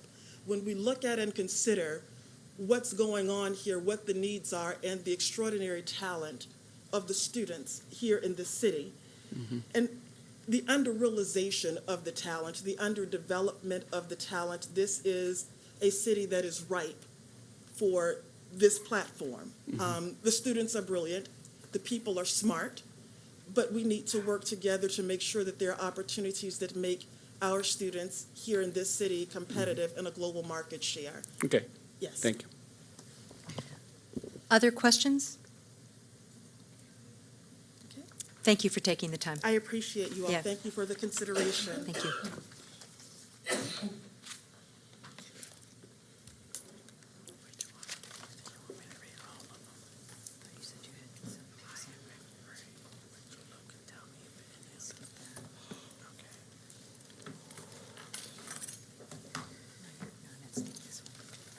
Yeah, okay, I skipped that.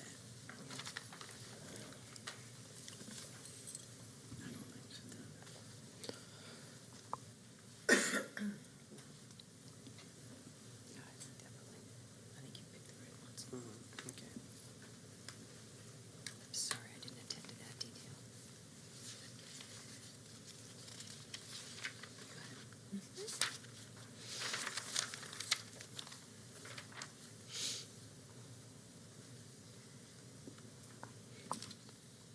Okay. So I'm going to read into the record the review of responses to the 8 questions, and then I'm going to head into what the CEO's recommendation is. So the first question they have to address dealt with how they would meet the specific needs of their target student population. So the applicants' additional responses did not cure the weaknesses evident in the application regarding how the school's academic model would serve the specific needs of the target population and the district, or how it would increase student achievement and address achievement gaps. This is a fatal flaw. While the applicant did provide demographic information about various student populations across the city of Baltimore, they didn't focus in their responses on how it would meet the unique needs of the population of students they intended to serve. So for example, the needs of students at Montebello and Gilmore differ. So they're both demographically similar in that they're mostly African-American populations, but their academic and climate outcomes are different. The social and emotional needs of students are different. So we wanted a response that shows, like, if you tend to locate in this particular community, how will you meet the needs of those students that show up in that community? So you see differences in chronic absence, you'll see differences in the types of special education students we tend to see in communities. You see differences in access to resources or social emotional needs, safety, things like that. So what we were looking for is a response that was tailored to the community that they intended to locate and the needs of students that we tend to see in those populations. Question 2 was about their professional development plan. And so specifically, we asked questions about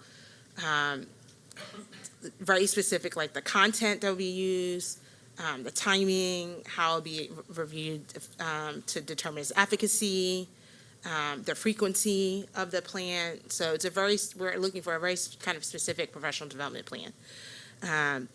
And so while they provided an updated plan, fatal flaws still remain.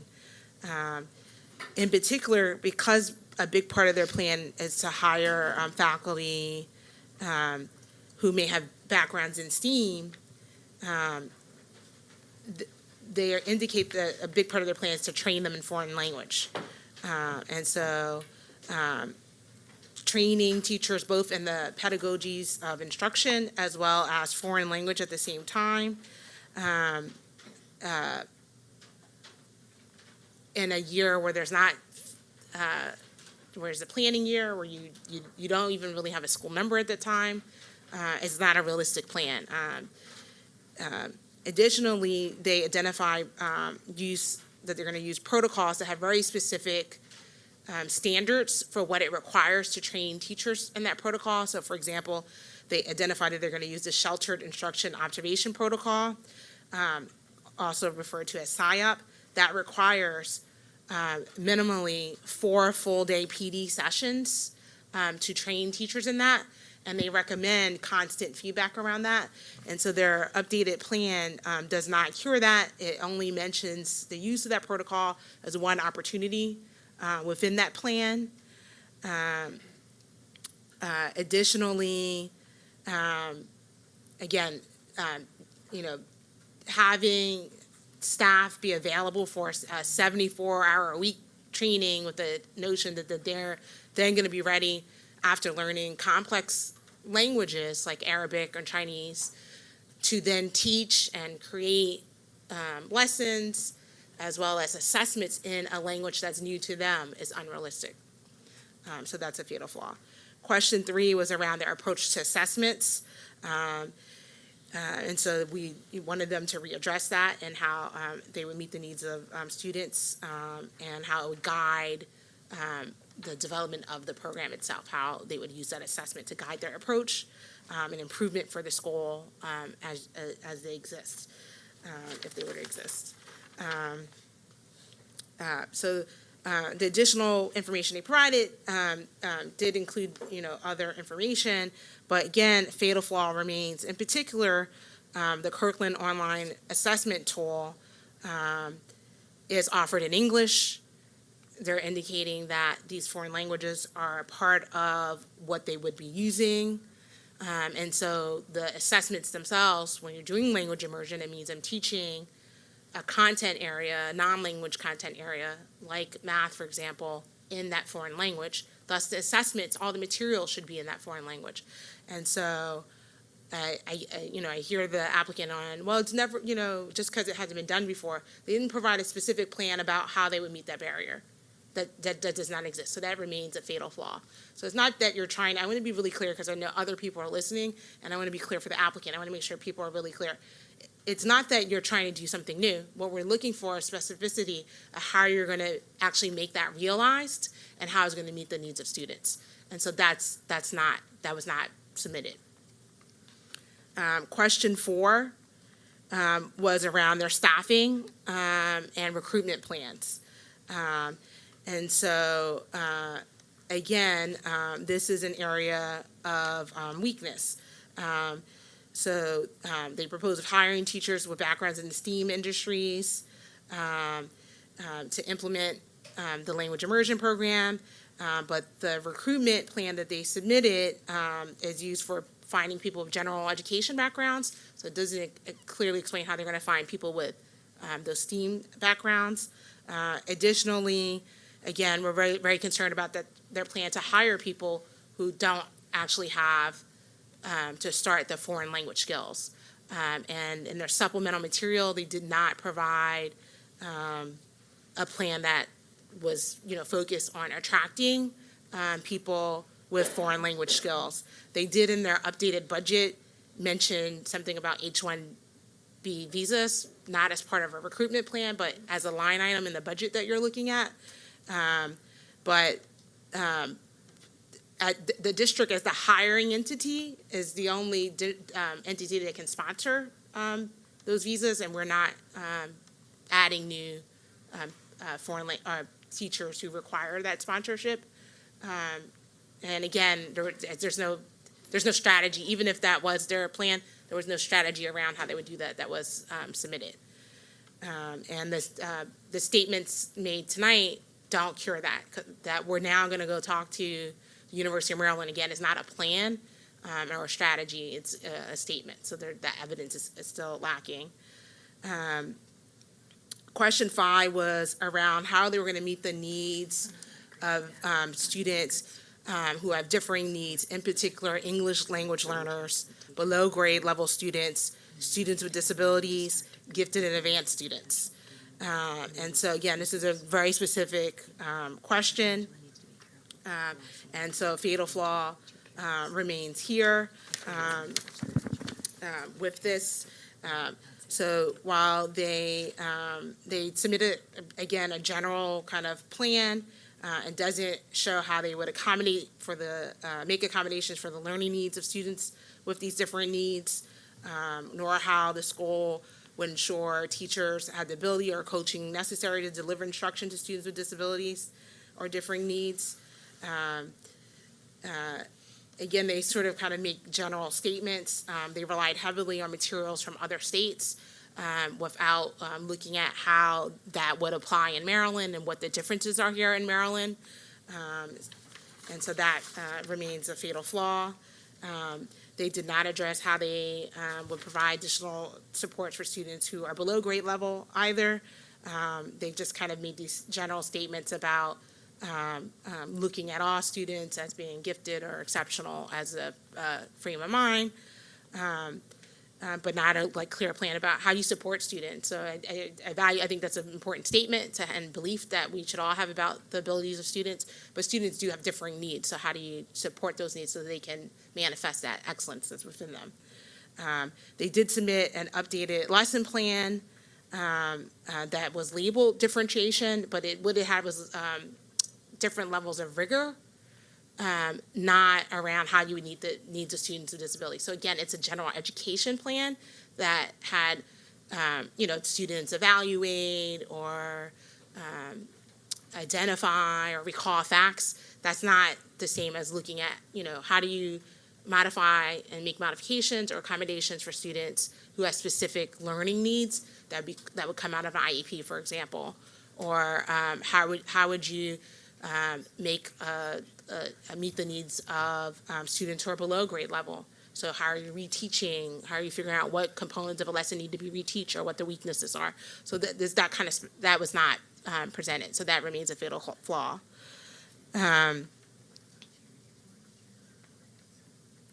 Question 6 was around their budget. So they shared new information tonight that, again, there are deadlines that are part of this process. People can reapply. There's no barrier to reapplying. And if you're not ready at the time that you submit an application, or we're not ready at the deadlines that were related to this process, so there was a March 1st deadline for submitting additional materials for the board to consider. The applicant submitted materials on March 5th. We still took those in consideration because there was still some time for us, for you to review, but there's not time to review materials that are submitted today. And so there are deadlines around this. And so, again, that kind of shows the lack of readiness. In the budget that they submitted in the materials, again, there's still a lot of questions about their funding sources for materials. And so, the statement around, they had made a statement in their additional materials saying that if they weren't able to secure funding from a state grant, then they would not open per their plan. So that's kind of concerning.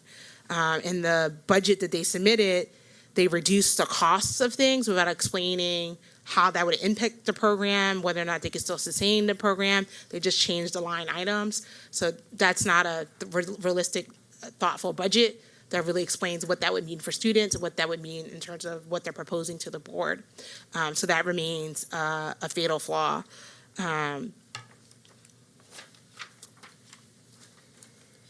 So having considered the 8 questions posed by city schools based on the guidance in the Maryland State Board of Education decision and responses to those questions, the evaluation of which has been presented here tonight.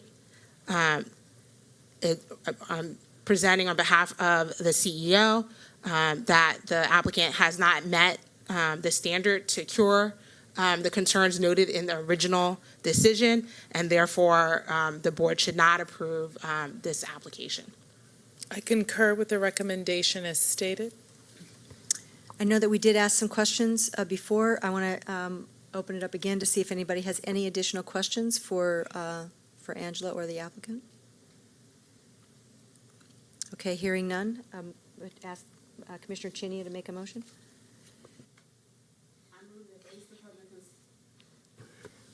I move that based upon the consideration of the responses to the 8 questions posed, based on the State Board decision, and in light of those responses, testimony by the applicant group given at the February 26th board meeting and here tonight, the CEO's evaluation of the responses, and the board's deliberation during tonight's public meeting, which finds deficiencies in the following areas.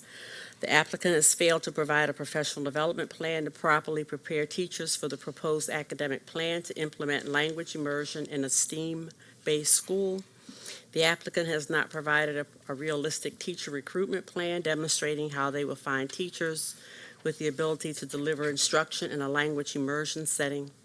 The applicant has failed to submit a realistic budget and has stated that if they do not receive additional unsecured funds, that they will withdraw the charter.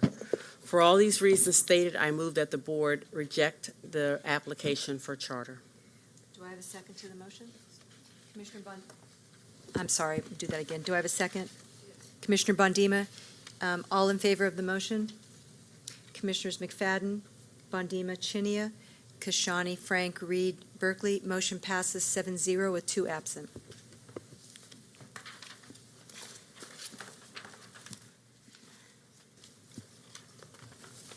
We had a number of other items that were pulled. The first one was thank you, Trevor and Angela. The next item that was pulled was the waiver request for Hampstead Hill Academy. Commissioner Lynn had a few questions. Hi, I'm Joe Strake. I'm going to be representing Hampstead Hill and Matthew Hornbeck tonight. So I spoke with Principal Hornbeck, and he wanted to reiterate that this is the 11th annual event and that it's adults only and that it's going to be held on a Saturday night. And the morning after the event, which raises about $25,000 annually for programs at Hampstead Hill, the custodial staff does a walkthrough the following morning, which is a Sunday morning, to make sure that there's nothing left behind, not only alcohol, but any garbage or any remnants of the event. And then on Monday before school opens, there's another walkthrough. Additionally, all of the floors are locked, so people can't get into them. Only the cafeteria and the gymnasium are open for the event, so no classrooms are able to be accessed or anything like that. So with the infrastructure that is being used, do you know the specific area that will be used? Is it the cafeteria or any specific place where the event will be held? Yeah, the event will be limited to the first floor, which is in the cafeteria and gymnasium, and it'll be staffed by a security staff, and the principal will also be on site to ensure that no students are able to access the premises. Perfect. How long is the event? I believe it's scheduled for 4 hours, but if you give me 1 second. Of course, take your 6 time. p.m. to 11 p.m. Okay. So 5 hours. Okay, thank you. Other questions? Okay, with that, do we have a motion to approve the waiver request for Hampstead Hill Academy? Moved by Commissioner Reed. Do I have a second? Commissioner Lynn. All in favor? Commissioner Lynn, you can vote on this. Commissioners Lynn, McFadden, Bondima, Chinia, Kashani, Frank, Reed, Berkeley. Motion passes. No, not Berkeley. She did not. My fault. Not Berkeley. Any opposed? Any abstentions? Commissioner Berkeley abstains. Motion passes 8-0-7-0-1 with 2 absent. I was good at math earlier in my life. Thank you. Next item that was pulled was item 15.01, Catapult Learning. Commissioner Reed asked for a general presentation because of the size of the request. After the presentation, people can ask some additional questions if you'd like. Sure. Good evening. Kim Hoffman, Director of Data Monitoring and Compliance and the Title I Grant Manager. So this board letter that we are presenting to you tonight for Catapult Learning is in support of the Title I requirement for equitable services. So a little bit of background is Title I funds are awarded to the district based on our census data. So that reflects students within Baltimore City that attend our public schools, but also students that attend private schools. So parentally placed, parent-paying tuition placements. ESSA, the federal law Every Student Succeeds Act, which governs Title I, requires an equitable share of our annual Title I award be reserved to provide direct services to students in private schools that reside within city schools' jurisdiction and are zoned to a Title I school. So the way the reservation works is we collect data from our private schools for their family income survey data to determine families that are in poverty within city schools' jurisdiction that attend the private schools. That information, coupled with our public school enrollment data, generates an equitable share percentage. For next school year, we are estimating the equitable share percentage to be 2.58%, so that private schools are entitled to 2.58% of our Title I award. That is about 1.5 million annually. The funds that are generated for the equitable share provide the direct services to students, provide parent engagement activities, as well as support the administration costs related to implementing the program. Catapult Learning is our current vendor. We have been using them, I really don't know how many years since I've been doing this work, for the past 3.5 years. We've been using Catapult. It was a competitively bid process. Catapult did score the highest of all of the people that provided responses, as well as Catapult meets the ESSA evidence level, which is required that anything we are spending federal funds on meet an ESSA evidence standard, meaning that the services they're providing will most likely lead to increases in student outcomes.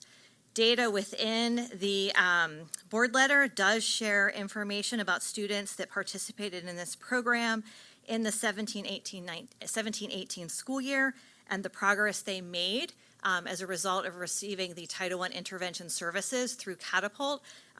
This current school year, we are providing service in 34 schools and up from an increase from 32 the prior year. And we're currently serving 1,317 private school students with these Title I services. Commissioner Reed, I know I have a question, but I want to defer to you first for any questions that you have. So I guess one important thing is this is a government program. It's required. This is a federally required program, and the amount of money we reserve, there are extensive forms we have to complete annually that are part of our Title I application. Right. This is a component of Title I compliance that is reviewed annually. There are over 30 compliance requirements in this area that we must annually present to MSDE and validate that we are doing. In the 3.5 years I've been doing this work, this program has been 100% compliant. And it's about $1,200 per kid. Is that an average, or the number can be skewed based on what the kid needs? So currently, the way the procurement is, it is a fixed price cost, and please correct me if I'm wrong. So that fixed price provides either reading or math for the entire length of the school year. It includes pre and post testing that the vendor does with the student so we can assess progress and growth. And that is a per service cost. So if a student would receive 2 services, it would obviously be double that cost. This is a less technical question, and it's going to expose my ignorance a little bit, so just heads up on that. You refer repeatedly to private schools. Yes. Other times, in looking at various items and requests and discussions over the years, we've talked about non-public placements. This is different. So I thought it was different because I think in these kinds of things, the language has to be precise. Yes. And so could you just, for my benefit, could you help me and understand? I certainly can. That's not a stupid question. So when we are talking about Title I services, these are, the parents have made the choice of placement, and the parents are paying the tuition for these students to attend private schools. So the 34 schools that we are providing service in, the majority of them are religious institutions. So they are archdiocesan schools, they are Jewish day schools, then there are other private types of schools like Center for Creative Learning. There's a number of schools. Those schools that we service right now are in Baltimore City, Baltimore County, and Anne Arundel County. So the parents are choosing to have the students in a private school. Yes. And they pay the tuition in the private school, Yes. but the private school's not required to provide them with all the services that they need? So the piece here is these. I know this is a stupid question. I think No, this is no, the first time I'm no, just, it's I think I'm not- finally understanding this. It's not a stupid question at all. So the parents are paying the tuition for the service the school provides. With Title I, since it's based on census data, any student in poverty within Baltimore City, regardless of where they attend school, generated what is our Title I allocation. So then from that, there is that entitlement to an equitable share, that those funds are directed to provide additional supports. And again, these supports follow the same rules as when we're providing Title I services in public schools. They are supplemental. None of this is part of the core curriculum. This is an add-on tutoring intervention for students with identified academic need. We do have a very specific rubric. There is, the law requires we undergo extensive consultation with the private schools to determine what the program will look like, how it will meet their needs, how it will meet the needs of the students, while maintaining a purely secular nature that is in addition to the core curriculum. Non-public placements for special ed. Correct. The placements. non-public placements would be based on an IEP. A student needs services that in a private setting, which is very different from any of the, religious day schools or other pieces that we're talking about in this program. I'm sure the educators on the board understood that, and I'm going to be willing to bet that the non-educators on the board just had a couple of aha moments. As long as you can say you understand it now, it's all good. Yeah, no, because again, on something like this, especially after the questions around the federal compliance requirements, the language is pretty exact, so I didn't think you were just slipping some words in there. Nope. So this is actually very helpful, and I'm embarrassed to say it's the first time I've actually understood it. No, it was not a stupid question at all. Any other questions? Thank you for your patience. With that, can I have a motion to approve item 15.01, Catapult Learning?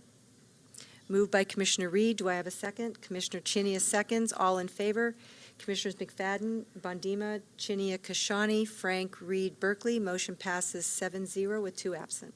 Thank you. Okay. That moves us to the final portion of the agenda. We have 3 information and discussion items. First up is presentation on the first readers. So just to be clear, on the first readers, there are no votes. Kim, you understand that? I thought you did. I just want to make sure. First reader on the policy IGE curriculum, followed by JBB sex-based discrimination, first reader.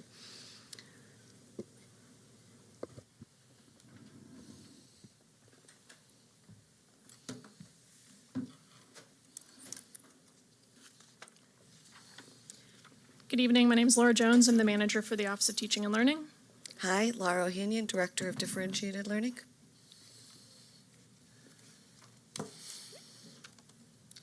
And we are here to share the first reader for policy IGE curriculum. So what spurred the creation of this curriculum policy? It was the need to re-look at and update some pre-existing board rules that you see here. So the first 3 of these rules specifically relate to the selection and implementation of curriculum and selection of materials. And then the final board rule is sort of an awkward outlier in that it specifically called out that students are to be held responsible for paying for textbooks if they are damaged or lost. I specifically call out that final one that's an outlier just to say that it was pre-existing in a board rule, but you will not see it reflected in this policy because it references a section of COMAR that no longer exists, so it's essentially being erased through this revision process. But when we did this, we didn't want to just look narrowly at the few things that already existed in board rules and focus just on those topics. What we wanted to do is come to you with a comprehensive curriculum policy and regulation that didn't just update the board rules, but also articulated our district commitment to high-quality curriculum, established common definitions and expectations for curriculum, identified an ongoing process for the management of district curriculum, and created a forum for ongoing stakeholder feedback. So as we present today, we're presenting the policy and regulation, but I think it's important to understand how the components of the policy regulation and the curriculum management plan, which will be updated for the upcoming school year, we have one from a few years ago, but which will update based on this new policy and regulation. So the policy defines the key terms, provides high-level expectations for curriculum design and delivery. The regulation will set out expectations for development and review, guidelines for making material selection, and the curriculum management plan will be a living document that's updated regularly, and within the regulation, the specific components of the curriculum management plan are identified. So the regulation sets the expectations for the curriculum management plan, which we expect to at least be updated yearly, but could be updated if things change. For example, a new set of standards is adopted. And those components include the alignment to standards, universal design for learning, essential elements of written, taught, and assessed curriculum, development and review cycle, district and school responsibilities, school-based supports and structures, professional development, and opportunities for feedback. There are a set of key terms we provide within the policy, as mentioned. We'd like to highlight a few here. When we talk about curriculum in this particular policy, we are using the formal definition of curriculum, which includes the entire student learning experience, which includes components of written curriculum, taught curriculum, and assessed curriculum. Often when you see us up here speaking on behalf of the board and talking about curriculum, we're really talking about written curriculum.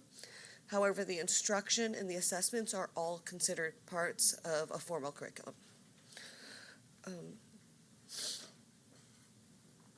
Another term that we thought was very important to define was culturally responsive. Here and on the future slides, you'll see certain components underlined. And Laura will talk about these in a minute, but those are the components that we got feedback from stakeholders before we came here for the first reader through our revision process, and so we've underlined where we got specific feedback. Laura, excuse me, and this was after it came to committee? Yes. Okay. Yeah, this includes some of the feedback you provided us. So here, we started with a definition where we looked at some of the major researchers in this area, including Lotz and Billings, Gay, Nieto, Banks, and developed a definition.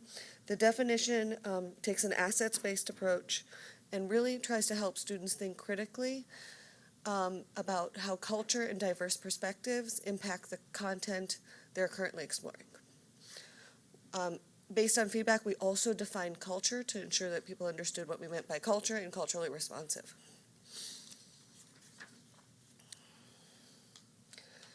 Within the regulation and policy, we define curriculum and the expectations for it. We ensure that it's evidence-based, standards aligned. It has differentiation and scaffolding for the continuum of learners. It includes culturally responsive both content and strategies, and we thought it was really important to distinguish it, and embeds frequent evaluation of student learning. So the elements, as we talked about, curriculum is the full student learning experience, and the written, taught, and assessed curriculum work together to create that experience for the students. One of the pieces of COMAR that must be included, and it really should be included, is that the universal design for learning is included in all of those elements. The development and selection process, one thing that's important to note here is that there will be ongoing revisions. However, required courses will go through formal board review every 5 years. We'll also, the CEO designee will set out clear expectations for the selection and adoption of instructional materials. And that will, that selection of materials will include, obviously, standards, the meeting the needs of diverse learners, and ensuring that their research are evidence-based.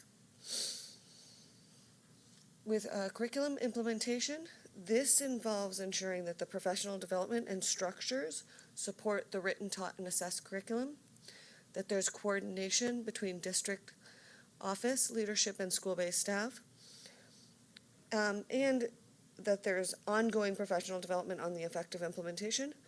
And one component that we added was that student data is regularly reviewed at both the school and district level to make these determinations around support and implementation and revisions. I think one of the most important feedback components we embedded in the policy and regulations is the importance of stakeholder feedback in all of this. So by stakeholders, we mean educators, school leaders, industry experts, students, and families, and that they play a very critical central role in the ongoing adoption, development, and review of curriculum. That there will be opportunities for stakeholders to provide feedback whenever we have a prospective curriculum adoption. And within the curriculum management plan will be an online survey for stakeholders to provide regular feedback. And so, for example, one of the feedbacks we got from the student group was that we should consider sending that out through social media and other forms of other avenues around the time of grade changes. So when we release grades, So at the semester and the end of the year, that we remind everyone they can give us feedback on the curriculum, which I thought was an excellent feedback. So Laura, can I ask a question on that? Absolutely. So this seems relevant to some of the comments that Keisha was making earlier. So she had some thoughts on a curriculum that we're reviewing tonight. And so this policy kind of puts it in place that there will always be a way for those kind of, for any comments like that to have a way into the process. I just want to see if I could connect the two dots. Absolutely. And it won't just be this online, but we will have a permanent online avenue Okay, that we regularly advertise that people can go to. okay. I just want to make sure it was the same thing. Absolutely.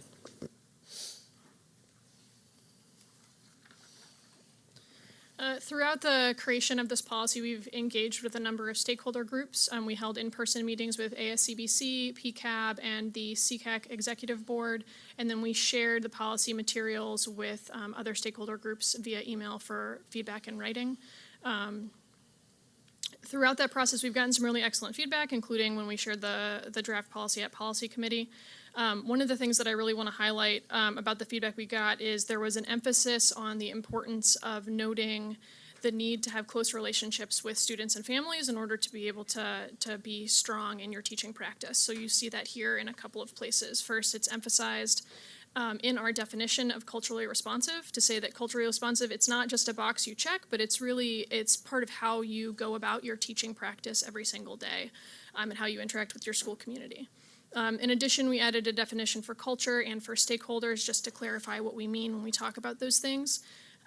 We included the need to look at the ability to support social emotional learning when we're looking at supplemental curriculum materials and curriculum. And then we specified that curriculum materials need to be able to support knowledge building.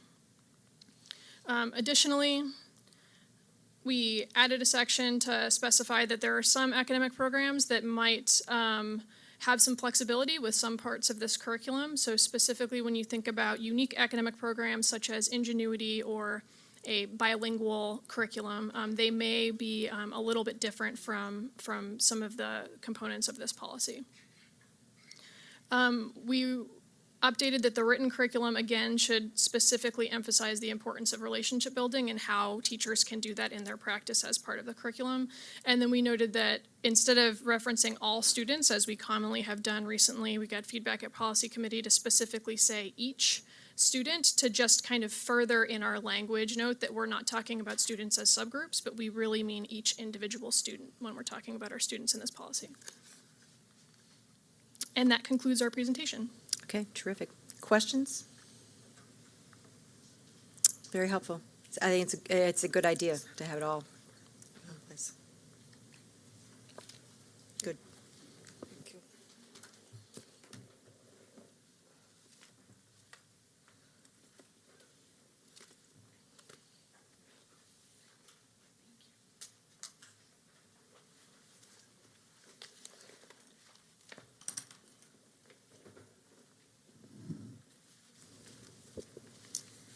Okay, thanks. Good evening. I'm Sarah Cabrera. I'm the EEO and Title IX Compliance Manager. I'm here to present on the proposed policy and administration regulations, proposed JBB and JBB-RA, which would replace current policy ACC.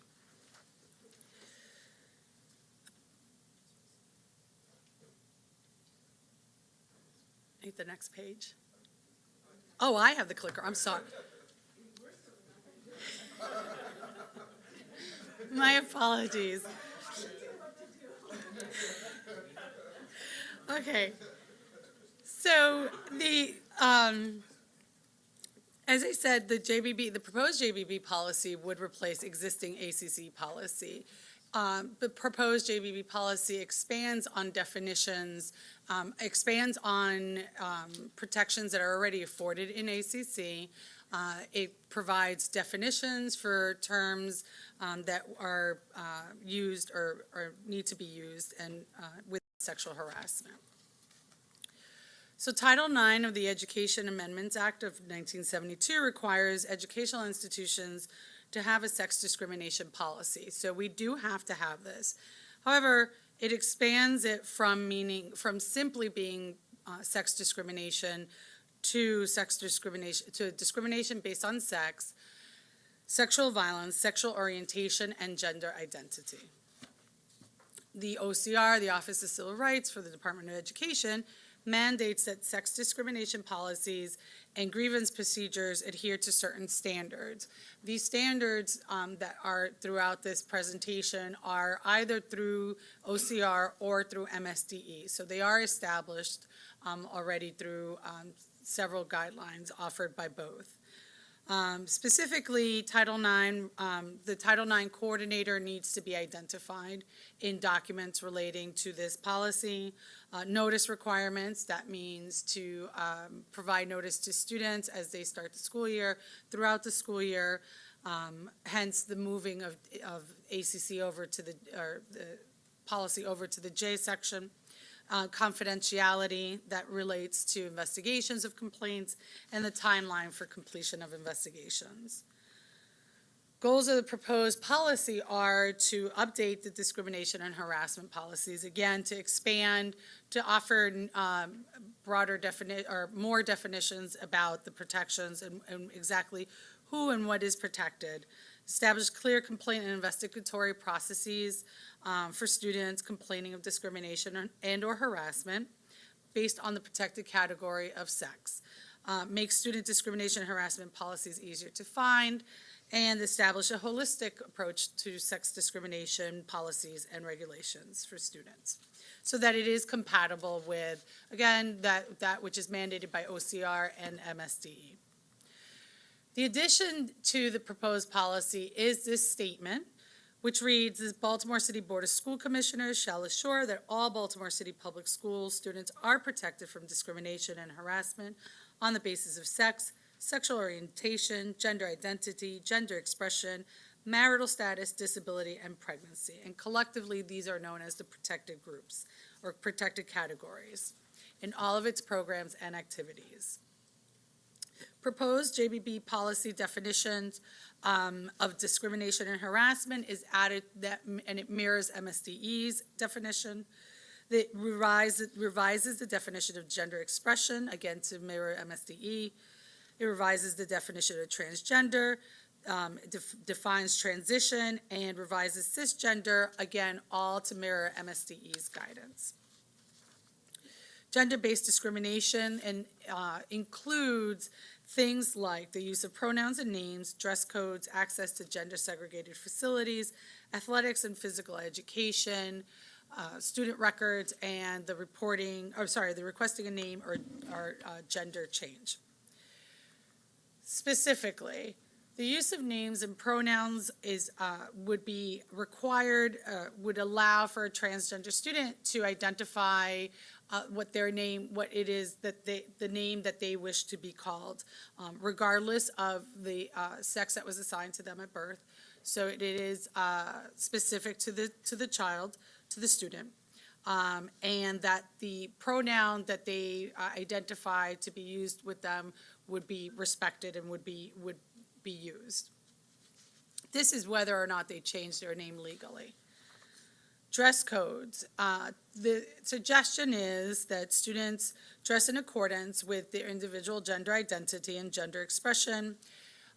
Dress codes should be gender neutral to help in this instance. School staff cannot enforce a dress code more strictly for one than the other, or based on gender identity. Access to gender segregated facilities. Students have access to the facility of which they identify. That would mean that if they are a transgender girl, they would use a girl's facility. A transgender boy would use the boys' facility. Students who are uncomfortable using a gender-segregated facility will be provided a safe, non-stigmatizing alternative. That could be a changing room, a curtain, or even allowance of using a bathroom in an office or the nurse's station. This would apply to all students. This is not to say that only transgender children would be allowed to use these facilities, or that these facilities or the separate facilities would be provided for trans children. It is for all children, those who are uncomfortable. Athletics and physical education. School districts must have a criteria for students to participate on interscholastic athletics consistent with their bona fide gender identity.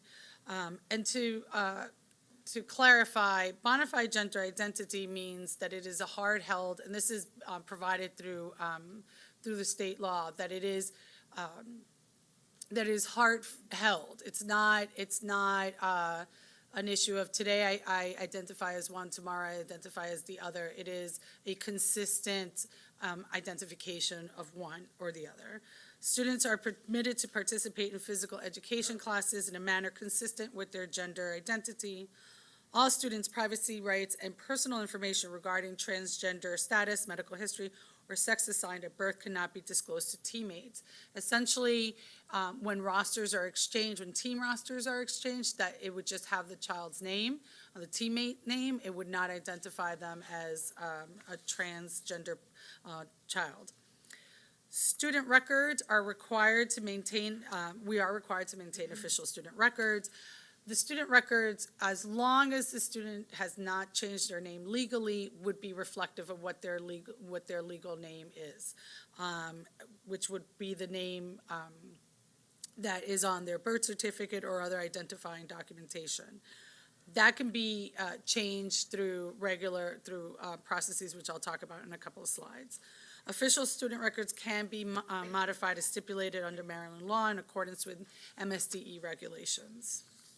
That said, it means that a person who is requesting a name change, and this is even after graduation, if they want to change their name on school records, would have to provide the school with a new or amended birth certificate, a dated court order signed by a magistrate or judge changing the student's name, or a statement by a healthcare provider who treated or evaluated the student for gender identity issues, requesting that the name gender change and explain the health-related reasons for the request. So that's the policy. The regulation, and here's a contrast and compare of what is existing and what is being proposed. So currently, the ACC only applies to instances of sexual harassment. JBB expands that to include sex violence, gender discrimination, and sex discrimination and sex harassment. In cases of student-on-student harassment, currently principals do the investigation without much oversight of the Title IX coordinator. That will not, with the new proposed regulation, that upon receipt of a complaint, my office would be contacted. My office would not actually conduct the investigation. If it's student-on-student, the principal would still be responsible, but there would be oversight from the Title IX coordinator. Once on notice, employees must immediately report any issues relating to a sex-based discrimination or allegation of harassment. However, there is currently no reporting form, so there has been a new reporting form created that is very similar to the current one found under JIC. And then outlined is who files the complaint, who it would be filed with. It identifies that responsible employees are any employee within the school system. Victims must notify the victim's principal. So if it's given to the principal or to a responsible employee, they must notify my office or Title IX office within 1 business day. The Title IX coordinator would notify labor relations if it is an employee, if it involves an employee. The Title IX coordinator would then investigate the complaint. So this is a little different. So student on student, it's still the principal. Employee to student, it would be the EEO office.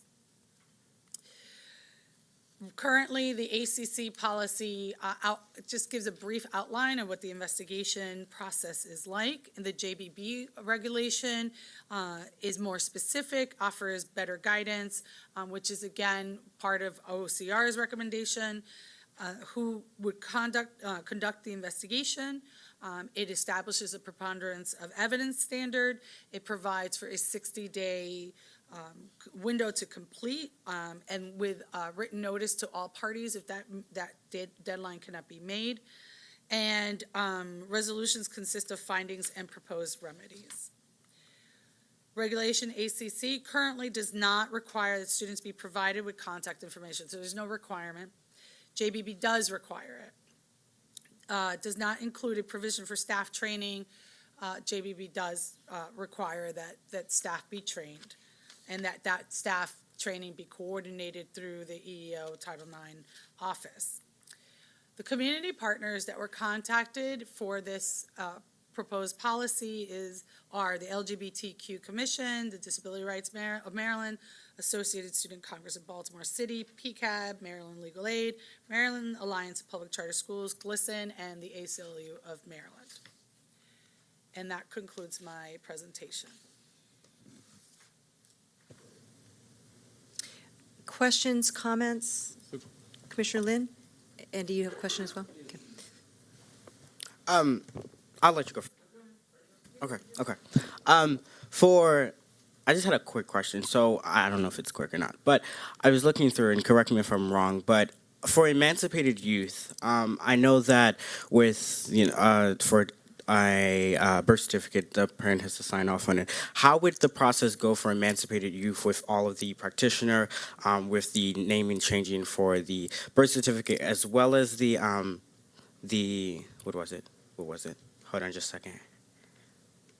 As well as the dated court order. And I was looking through it, and I was thinking, it says that you're eligible to be 16 years or older, but what about youth that are 15 that would like to name and change name? Would they have to wait until they are 16 to change their name legally by themselves, or how would that process work?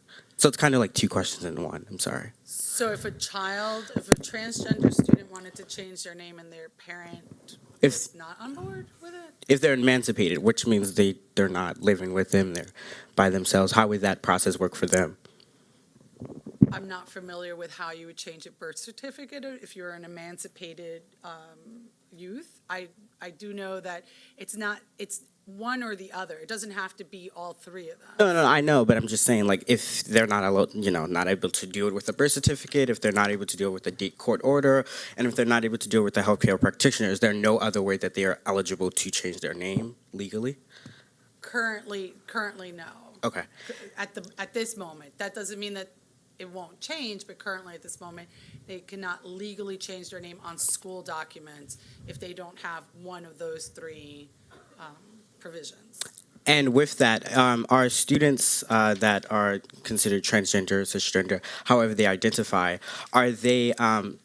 can they tell their teachers or tell administrators, even though their name is not legally changed, that they would prefer these certain pronouns, or are they still abided by their pronouns that they're given at birth just because they can't change their name legally?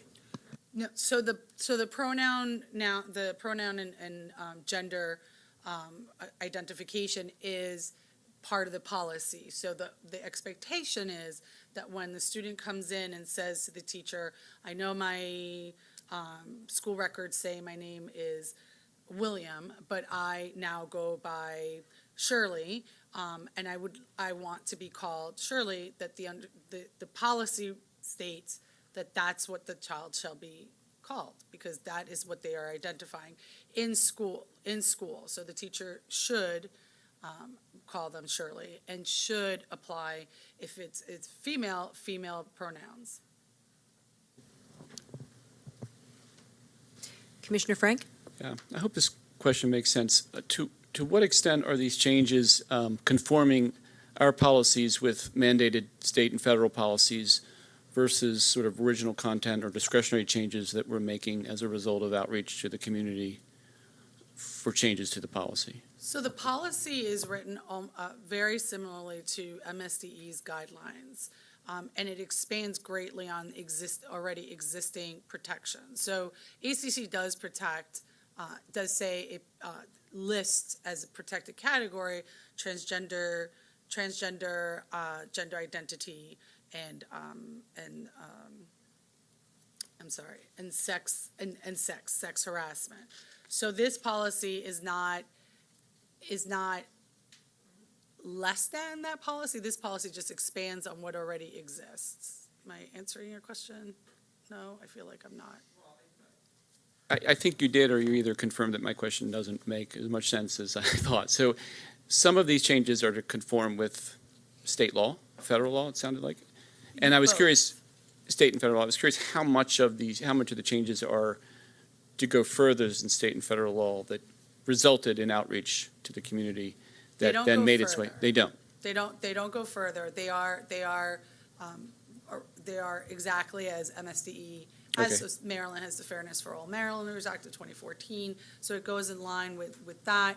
It goes in line with federal, so the the Supreme Court, has identified that that gender identity, transgender, sexual orientation does fall under sex. It's a protected category under sex.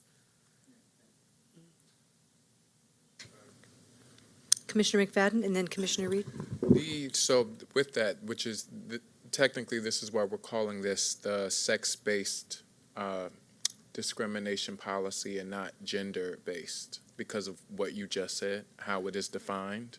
No, this is sex-based, so this is sex harassment, which is unwanted, unwelcomed advances based in sexual in nature. Sex discrimination, so on purpose, you're treating me differently because I'm a female, or you're treating me differently because I'm male. And then it also includes sexual violence, gender identity, and sexual orientation. And then thank you. And then do you have the capacity to manage the complaints? If they become an overwhelming, not that they will, but I'm curious, because you would handle the complaints, you said, after the principal has to report it, or it has to be reported? It always has to be reported. Right. So if it's student on student, the principal would still conduct the investigation, which is what currently ACC. But you would provides for. support them in overseeing that process? Correct. Okay. And then if it's staff to student or student to staff, it would be my office would investigate. Okay. Yes. Thanks. Commissioner Reed. Yeah, this dovetails a little bit with Commissioner McFadden's question. What are your biggest concerns and challenges in your job, your role?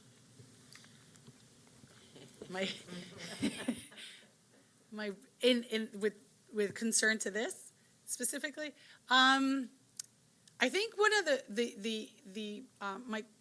my concern, the challenge that I look forward to the most, I should say, is getting out and talking with people, with staff, with employees, and having, I think the term earlier used was the tough talk, and really helping people through learning and understanding and accepting this policy.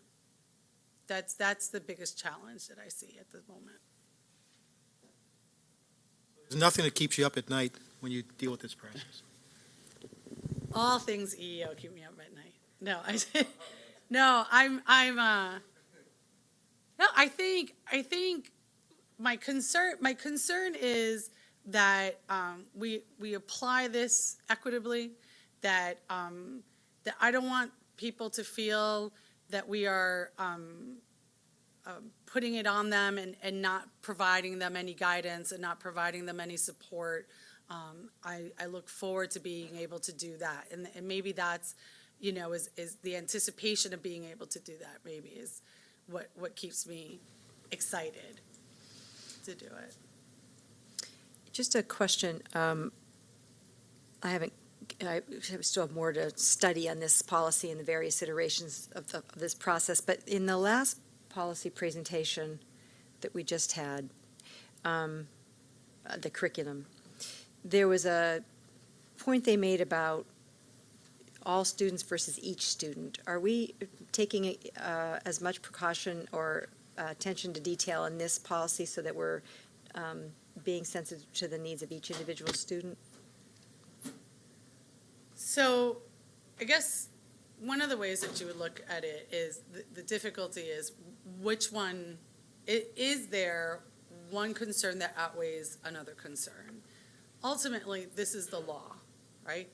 The protection of a transgender person is the law. It is the law of the land, the great state of Maryland, right? And so we cannot do things or put into place things that would purposely and intentionally violate those rights. And that's why this policy is important, to ensure that everyone, including the transgender community, is protected. Okay. That's helpful. I just have to let some of this sink in a little bit more. But this is just the first reader, so we'll have a chance to talk about this one final time. Like, does this go to the policy committee again, or, so you'll continue to get, so you'll continue to get input and bring the policy to us on second reader for us to vote? That's the, I'm asking to be reminded of No, the, it just goes to second reader, so we have at least 30 days between first reader and second reader. come again? It doesn't go back to policy committee, we That's, just, yeah, I just got myself clear about that. So this will come back to us for second reader, though? yes, and there'll be at least Okay. 30 days in between the first reader and second reader for public comment. Okay. Yeah. Very helpful. Very helpful. Anything else? Um,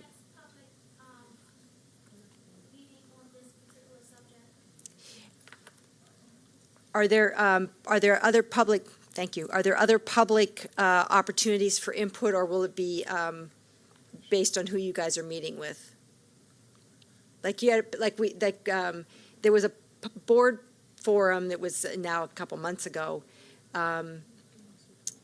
So there's the meeting tonight, but there's this 30 days in between where there can continue to be input. So like, for example, with the equity policy, we have the board forums, which occurred first. And that was a while ago. Then there are broader forums or discussion meetings that are occurring in between when the policy's first introduced and the second reader. So I think the question is, based on staff action, are there additional inputs that staff has planned in addition to the forum that the board had? That's what I'm hearing the question. Yeah, because I think we all agree, it was expressed earlier that we want to get this done. So I'm glad we're like, now we can see this coming to fruition, because people have been talking about this for a while and we need to do it. But I'm picking up from the different people from the general public who are still here, and we had testimony earlier. There just may be some other input, and I just wanted to know what the process is in these intervening 30 days to, for there to be any additional input to what the policy is going to be. So in that list of community partners that I provided, this is after the first initial, my involvement in the proposed policy and proposed it to policy committee. That list there was contacted with a copy of the policy, of the proposed policy, and comment was invited back from them, and that's been 30 days. I can surely reach out to the same partners, community partners, and ask if there's. So one of the things that I would say we have done with other policies is we have absolutely partner feedback, which our community partners have helped shape the policy, right, and have given feedback on the policy. There is also a step with other policies, very much like with curriculum adoption and everything else, and that's what I'm hearing, which is different than consultation of partners. We consult partners, for example, on equity, right? So we have folks that we reach out to for equity. In addition to that, there is also additional opportunities that staff organizes for broader public feedback that we do, and that's what I'm hearing from Chair Kashani, that I think it needs to occur explicitly within the next 30 days. So the 30 days between, we did it with the policing policy. Yes. We're doing it with the equity policy, the adoption of curriculum. Within that time, what we have done as a practice for expanding the time for feedback is for staff to also hold feedback sessions for the larger public. So I think the recommendation is, based on the question, and I'm seeing the nodding, on the question is that from a staff standpoint, what I would say we need to do over the next 30 days is at least schedule time for folks that may be hearing this for the first time to be able to also hear in more detail what the policy entails. Yeah, what she said. I will say that I did present to 8 CLNs, the proposed policy, but I can do that So- again. But that's not No. the Or same. similar? No, No. those are That's the not the same. those are the staff. Exactly. So let me, That's let me okay. just, I want to take what she said and say what I think I want based on what she said. So now we have, so this is good. These comments and questions and feelings being expressed is not a critique of what's done so far. It's like, okay, good job. We got it to this point. Now we got 30 days to bring it home. And I want people to feel like if they've got anything else this is a big deal. Okay, we put a lot of emphasis on the policing policy, and that was a big deal.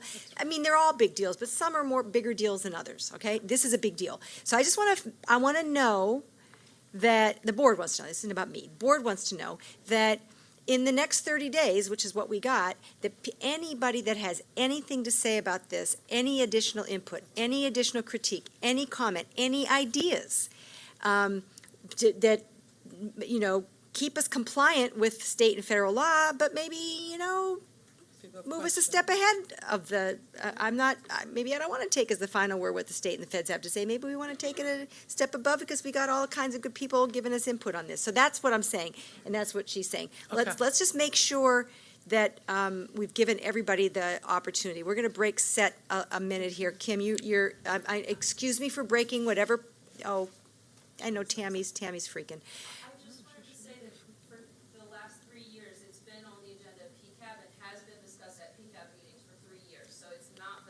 No, I got it. No, I got it. No, we're not trying to slow this down. No, I got that, and I know that's from PCAB, so, yeah.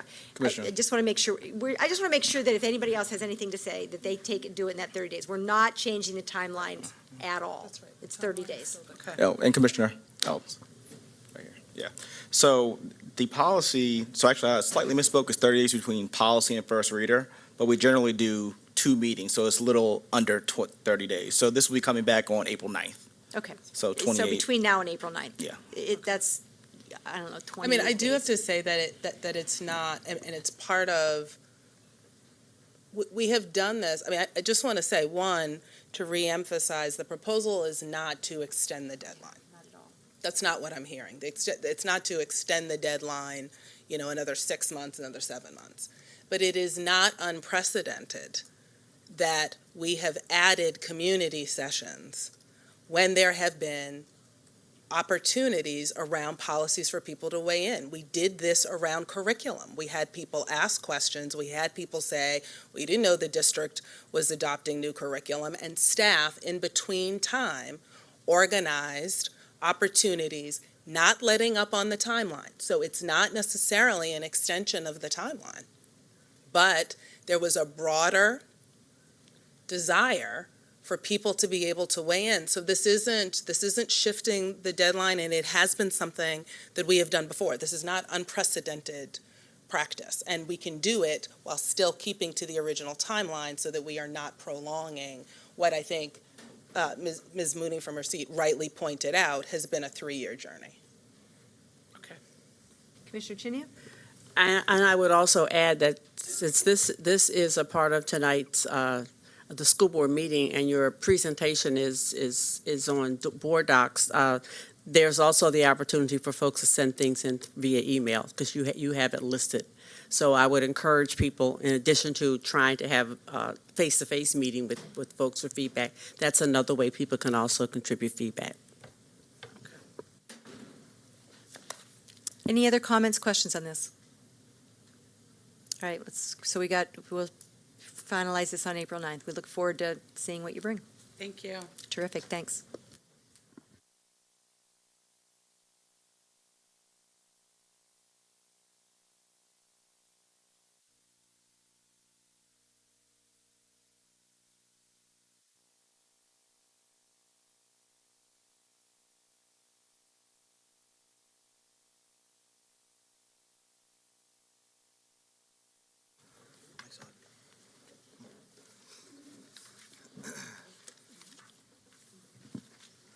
Good evening, Commissioners and Dr. Santelises. I'm Janice Lane, Executive Director of Teaching and Learning I'll let the rest of the team introduce themselves. Good evening, I'm Stacy Davis, Coordinator for Library Media and Instructional Technology. I'm Stan Wolf from the Office of College and Career Readiness. I'm Joshua Gabriel, Science Director. As you know, we bring curriculum to you for review in a 5-year cycle. This is the current year that we will be looking at science and technology. During that review time, we make sure that available to both you and the public for review are the scope and sequences by grade level, as well as the executive summary. So the team tonight will be sharing an overview of those resources from both science and technology. So it is very appropriate that we're sharing this with you tonight. It's actually the 30th anniversary of the World Wide Web. So as the web has evolved and changed, so has our thoughts around curriculum for Baltimore City schools, and that's what we want to share with you tonight. So beginning in school year 1920, we want to change courses called technology currently to courses that are called computer science. This puts them in alignment with the requirements of the Maryland Legislative House Bill 281. It also aligns them with the newly adopted Maryland Computer Science Standards, and it really helps us to build a pathway to prepare our students starting in kindergarten for high school programming that's very rigorous and aligned with CTE. One question, if you could just explain what House Bill 281 is. I will. So House Bill 281 is also in your, there's an addendum for this in the PowerPoint. There's a slide about that. But House Bill 281 is requiring all high school students to have a year of computer science as a graduation requirement. And it encourages districts to have computer science programming in grades K to 8.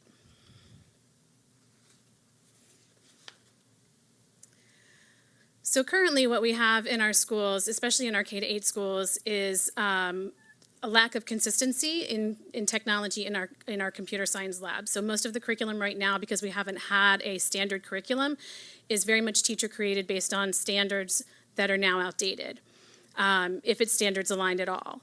There are no specific assessments that are across district, and again, as I said, no consistency. What we are moving to do is align it with standards and use a nationally recognized curriculum, which is the code.org curriculum. This will contain, or does contain, project-based assessments, and it will give us a much better sense of consistency from school to school. And then in the high school. Yep, so as Stacey mentioned, House Bill 281, the rules on that is by the school year 2021 is which everything needs to be enacted. So that's the year by which all students need to take computer science. But currently, the most common course in which students earn their tech credit for graduation is Foundations of Technology. And our hope is that in the next 2 years, schools will be transitioning from the FOT course to Foundations of Computer Science. And one of our goals for the K-8, just before I change slides, is to make sure that we are focusing on computational thinking, which is aligned with the standards in Maryland and also the ESSA requirements. And it will also allow our children to really dig deep into problem solving and thinking about algorithms and decomposing problems and really producing some higher order thinking activities in the computer labs. It is moving us away a bit from word processing and desktop publishing and keyboarding, but it's not eliminating those from what happens in our schools every day. What we're asking our teachers to do is do keyboarding as a drill so that they're still getting that practice in and still able to type. But as we know that typing and input in computers is changing, and we want to make sure that we're adapting to that as well. So if a student's using an iPad, for example, we're not necessarily going to have them focus on keyboarding on that iPad because it's very different.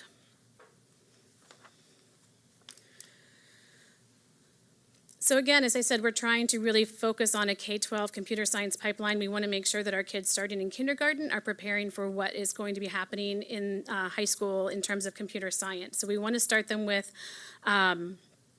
activities that are aligned to those Maryland computer science standards. This particular curriculum has a scope and sequence that outlines that pathway all the way from kindergarten. We purposely are not including pre-K in that because we really don't want to focus on any kind of screen time activities for pre-K, and we want to make sure that we're keeping that as kind of a play-based activity. There are set units in this curriculum. They are a combination of hands-on, or what the curriculum calls unplugged activities, that then bridge to online activities. The nice part about that is that if a school, if a teacher can't get the computer cart that day, or there's something happening with the computers in the lab that day, they can focus on the unplugged activities, which still teach those same computational thinking skills, but do it in a different way. There are projects and assessments that we can use across schools so that we have some baseline data about what kids are learning. These activities are very, very student-centered. They give students choice about what it is that they're making, how they're solving problems, and as you'll see when we go through the scope and sequence, there are capstone projects where they can choose to do community-based problem solving as well. We also are making efficient use of our Baltimore resources and our industry partners. So you'll see we have a slide around the partners that we've been working with who've been helping us with professional development and helping us with the implementation. And then there are resources that are involved as well. And that, just as an aside, that's really true of both the K-8 and the high school curriculum. Whoops, sorry. So this slide gives you kind of an overview of what the curriculum looks like from kindergarten all the way through 5th grade. You'll notice that we start with the end product, and there's some sort of creation that the student has to do at the end of their time in computer science. We're recommending right now 1 semester per year. Most of these are some sort of end project that students get to choose what they do. In grades 4 and 5, there's a capstone where it's very, very much student choice driven. The other thing to note is that built into this curriculum is the opportunity, as I said earlier, the opportunity for keyboarding throughout what they're doing. So as they're working on the computers and coding, they are actually keyboarding. So we want to make sure that that everyone is aware of that. And there's also opportunities for them as they are presenting projects, as they're storyboarding and planning projects, that they're word processing and using desktop publishing tools to present as well. In our middle grades, you'll notice in grade 6 there's an explicit call out for internet safety. I want to make sure that everyone knows that that is, while explicit here, is woven throughout the curriculum all the way through K-8. It is something that's touched upon in every single unit. Again, you'll notice that there are specific problems that are being solved here. You've got a problem-solving unit in the grade 7 unit 1, and you've got web development, animations and games, and the design process. You'll notice here that they're moving into more specific languages, but what's nice about this curriculum is it's agile enough that if those languages are no longer industry-specific as we move through this implementation, that the code.org developers and writers are able to change and move with the times with those languages. This slide outlines the 6 units part of the Foundations of Computer Science course, and it really expands the concepts that students are learning in middle school and with a deepening understanding of those concepts. And I'd also like to point out that on Unit 4, the design process, in that unit, students actually build an app, and they also work on circuit panels, which have sensors, which are sort of like mini robots. So I know earlier there was a question about building robotics. Unit 4 does hit on some of those concepts which we use in robotics. Also of note is that Unit 5, Data and Society, really talks about being good digital citizenship and about proper ways to use technology. And on this slide, it just highlights some of the feedback we've heard from some of our feedback sessions. There's a lot of positive information around. We're excited that there's finally computer science is being offered, and now there's a continuum from elementary to high school. And as I mentioned earlier, we have been working with community partners and industry partners who have participated in professional development, who have offered it. We work very closely with Code in the Schools, which is located a couple blocks down the street. They host sessions for teachers on a regular and ongoing basis. But we also work with other partners to make sure that we are not only providing really high-quality professional development for our teachers, but we're making sure that what we're providing both for teachers and students meets the needs of the industry and the community of Baltimore.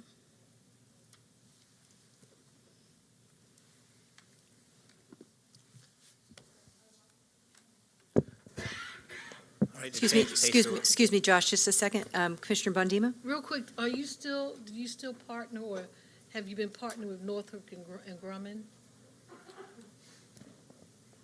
Yeah, so we partner with Northrop Grumman for a number of our programs, most notably our Project Lead the Way pre-engineering programs, but yeah, they are a great partner through CTE and through STEM ecosystem work. Okay. Thank you. They recently gave us $25,000 for our robotics program. So the Next Generation Science Standards first came out in 2013. What's new and different about these standards is that there's an expectation that students learn scientific concepts while doing the work of scientists and engineers. We have the Sabes Elementary Science curriculum, an iQuest Middle School Science curriculum, and curriculum for biology, chemistry, and physics. The Sabes Elementary Science curriculum was co-developed with Johns Hopkins University with funding from the National Science Foundation. We worked on that for 5 years. Each unit begins with a story to engage the students in a phenomena. They investigate that phenomena through the course of the unit, and the unit concludes with an engineering design challenge related to the phenomena they were investigating throughout the unit. By the way, I got a chance to see, is it middle school or elementary school that does the experiment with the kind of beaks that a bird would need to use to, I don't know, scoop out, like find prey or something with the marbles? Do you remember So what that's a bit of a trick question because we use different variations of that at all 3 different Oh, levels. interesting. So it wasn't specially created just for my visit. Okay, that's good to know. It was great. I only say that because it was the first time I got to see that really in motion, and it was. That's cool. The classroom was a bevy of activity, and they had some kids were helping themselves when they realized they had the adaptation that was not as effective in picking up the marbles, but it definitely was a great sight to see. So thanks. So the iQuest science curriculum has some similarities to the Sabes Elementary Science curriculum. It also was based on research supported by the National Science Foundation. Every unit is characterized by a question. Students start by defining their conceptual understanding of that question, and then they engage in a series of investigations designed to challenge their understandings and help them revise their question. So they drive their way through the unit with a driving question board where they're organizing their questions, answering their questions, and refining their conceptual models. We currently have iQuest in 6th and 7th grade, and we intend to roll out iQuest to 8th grade for the following school year. For high school, we have biology, chemistry, and physics. We selected to use the modified domains model from the Next Generation Science Standards Appendix K. That means we've integrated Earth and Space Science into our biology, chemistry, and physics courses. Because Earth and Space Science had not been taught in high school except as an elective, we went out and got a NSF grant to work with the Carey Institute and the Baltimore Ecosystem Study and George Washington University to integrate Earth and Space Science. And the most challenging concepts are in chemistry, and so we're working on that now. Through this process, we've done a lot of teacher outreach. We've invited all of our teachers to participate in focus groups, which occurred during Systemic Professional Development in October. We also sent all of our science teachers and all of our administrators a survey, and what we learned was that teachers really like hands-on investigations. They like having all of the materials. They like having realistic phenomena to drive the students' learning, so the kids really care about what they're trying to figure out. We also learned that teachers would like to have more time. They would like to have more materials, and in high school, they actually gave us some suggestions about how we could improve the curriculum that we'd written, and so we're working on implementing their suggestions now. We also surveyed those administrators, and we had a series of community engagement nights, 3 of them at high schools and 1 of them here that was supported by PCAB. We did one of the science investigations from iQuest with some parents, and they really liked trying to do an experiment, see what it did to their understanding.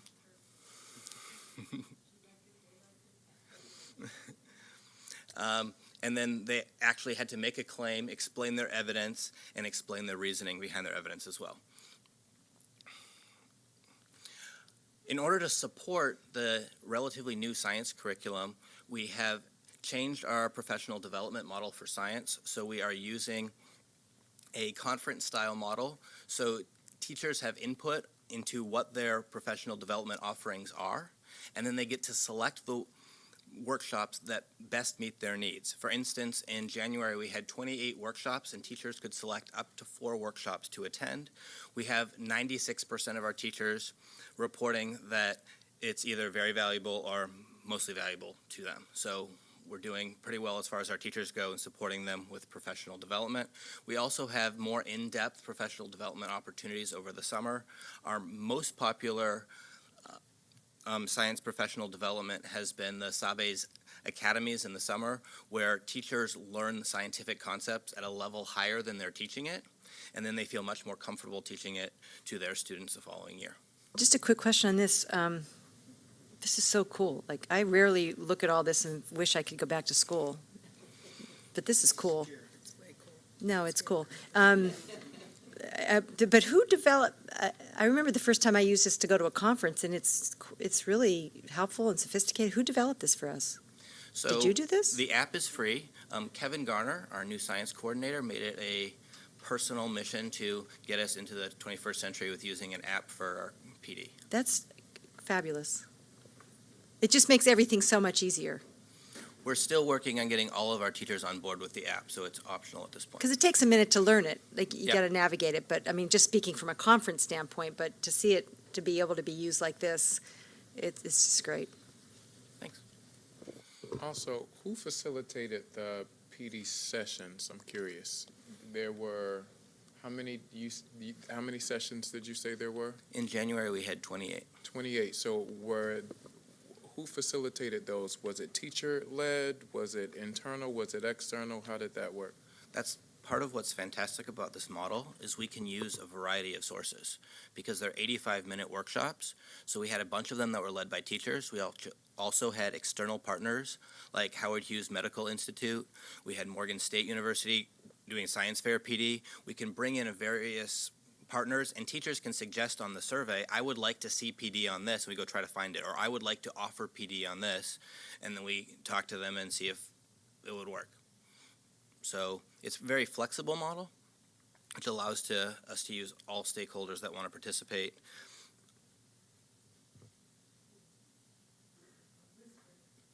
I'm sorry. You wanted me to participate, but I was booked. I want to participate. I want to present. So let's talk further. That sounds awesome. Huh? What did you say? Let's talk further. Oh, we did, but you asked me to produce something, and it was something else on that schedule. But I would be happy to present anything that you want in the area of environmental science and chemistry. Thank you very much. Commissioner Reed. I'm looking at physics, 11th graders. I mean, I'm looking at momentum, I'm looking at force. Is that homogeneous, or is it basically, it moves as fast as the kid goes through the module? Because you have a lot of modules here. And it's like, over a 6-month period, how could I finish all that stuff unless I'm as smart as these guys are? I mean. So we have 8 physics units. So you're looking at high school physics? Yeah. So we recommend that physics courses are taught over the course of an entire year, not over a course of a semester. And so that works out to approximately 2 units per quarter. And you've got to be a good teacher to keep things moving. But I was a physics teacher. It's totally doable. My kids did great. We've got other teachers here that are doing great too. That's going to be true next year. So we rolled out the biology, chemistry, physics requirement with all 9th graders 2 years ago being required to take biology. They're required to take chemistry this year, and next year is going to be the first year that they're required to take physics. So we have a lot of schools that are trying to offer physics now, but we'll have more schools offering physics next school year. Frank? Yeah, this is very exciting. Commissioner, the chair sometimes refers to those of us on the board as non-educators, and I am one of them, but I am a parent, and my son's life, now a senior at Poly, was transformed by participating in the Digital Harbor Foundation down in South Baltimore, and that exposure really caused him to want to learn about coding and programming, and he couldn't find it in Baltimore City Public Schools, so he found it online, he found it in YouTube, and he's basically taught himself how to code. And I've always wondered why that is. I wonder even today, and I don't mean this to be judgmental, why we needed to wait for state law basically to cause us to focus on computer science when study after study after study tells us that 60% of the jobs that will be available over the next how many years will require some digital level of digital learning and computer science. So I'm thrilled that we're doing this. I am curious, Dr. Santellises, how is this integrated into the blueprint? Is it elevated in some way to the level of importance of the blueprint? Because I don't see a neat intersection between the three focus areas of the blueprint and what really can and should be an important area for all of our students to learn if they're going to participate and thrive in the workforce of the future. So I'm curious, how do we not dilute this focus on computer science with other things, literally coding and programming and information technology, and the intersection of computer science and people and data, so that our kids have an opportunity to learn that and go on to learn it further after, and then integrate it well into the priorities of the blueprint. So I think there's a couple of things. One, to the credit of the team you see sitting before you, they have done what I have asked every department to do that is not explicitly listed by name within the blueprint. And that is to continue to lead to further, right, what the work in that particular area is, right? Everybody, we could have 100 different priorities and none of them get done really well. So I think one piece is, matter of fact, when I sat with Josh for part of the plan, right, one of my charges to him was this work needs to keep moving, right, regardless of the fact that we have some focus areas within the blueprint. And I think what you see is the team has done that. So that's one. Two, this is part of what we really need to be doing more of, which is expanding the kind of exposure and enrichment. And by enrichment, I don't mean extra. I mean those elements beyond just a basic, what I call plain vanilla education that should characterize the education that we're providing for young people in the city of Baltimore. So within the blueprint itself, do we call out, right, these particular areas? Like, do we call out technology per se? No, we don't, because quite frankly, we have, can't remember the percentage of kids who can't read English text right now. So we do need a focus area. We need it to be on literacy. But I think what you see represented in the work of the people before you is an understanding that we know, one, content area matters, and two, people leading from their seat who are saying we don't necessarily need it to be named to make progress. And for each of them, that has been the case, and we are moving in that direction. So I don't want to make this now seem like tomorrow you're going to have bumper stickers and posters and everything else around it, because it's not practical. It just isn't. But I think what you see are people who are leveraging outside resources, leveraging a larger community that wants a deeper focus. Long before we had any focus on science, folks in this department reached out to Hopkins and said, let's begin doing what we can do. They leveraged an NSF grant. And so, like other things, no, you're not going to see it in the long list of the latest blueprint iteration, but it is about young people having exposure to rich content, which we know is important for young people to develop. And I think these folks, which is why it's so solid and why it is so impressive, is they're doing that. Well, I think that's very fair, and I didn't suggest I didn't suggest that mean we revise the blueprint, but I do think you answered the question in the sense that in the leadership part of the blueprint, you've identified leadership. That's right. Yeah. And finding the right leadership to develop this very important part of a student's experience in the district. That's right. Commissioner Bondima? Thank you. I just want to add to both Commissioner Frank and Dr. Santalisa. To me, I'm thinking that you have a fabulous team that's working on this. And when you talk about why hadn't we done this in previous years, it's back to what we talked about already. You still have to find qualified people to do this.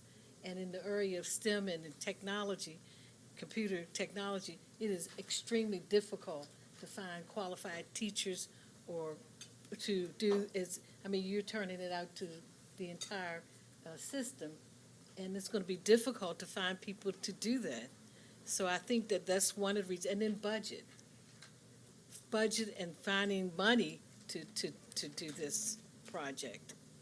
So good on you for leveraging so much, Commissioner Reed. You see, you perked up the engineers, the scientists, and the math whizzes on the board. Like, we're just like, wow, you threw us a bone. This is great. No, you're a math whiz. Yes, thank you for the vision quest. I mean, I really appreciate it. And you said something that, Alice and I talked about this early today, exposure. Give us the exposure, please. I mean, people don't know what they don't know until they get a chance. Thank you very much. Thank you, guys. Presentation. Commissioner McFadden? I still want to hear more Now about the with the educators. computer science curriculum and the ability for all of our students to have access. I remember us hearing that in the committee before, but I just wanted to be made a bit more clear tonight.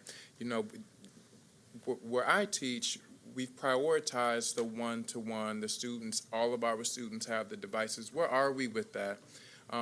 If we're moving in that direction, and if we're not, how are we ensuring that all of our students, based on the curriculum that we see in front of us, are going to have a cohesive opportunity to really grapple with the curriculum that we have, that we're looking at?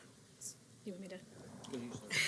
So there are a couple of different questions in there. So right now, currently, we have kind of a mixture of devices across the district, and we have about, Josh, what was the ratio in the STEM plan? 4-to-1?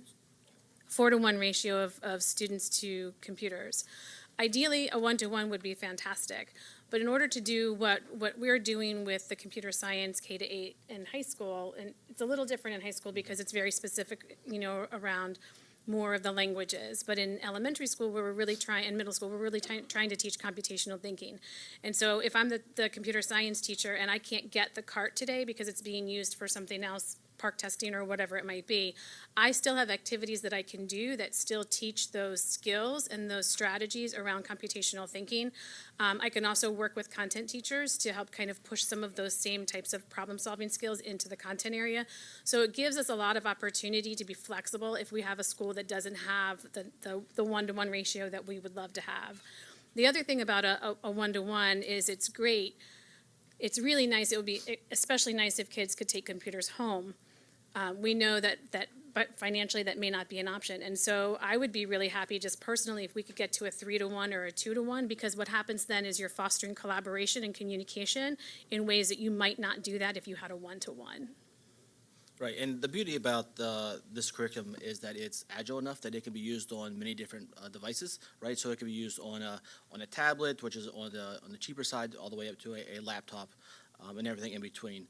And so also, many of those high schools do have computer resources already allocated for testing.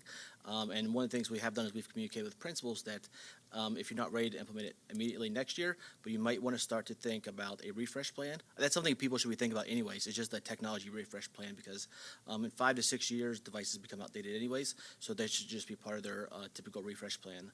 And finally, we also have started to sought out different grants and those sorts of opportunities to help support schools in the acquisition of technology. That was my next question. Yep. And so we got a JP Morgan Chase grant a couple months ago, which will be advantageous for our district, and just other grant opportunities, and also looking at other ways where we can leverage existing technology to get them up to date, right? So that way, even though it's out of warranty, if there are other things we can apply to that device to make it so that it can work on the platform we need now.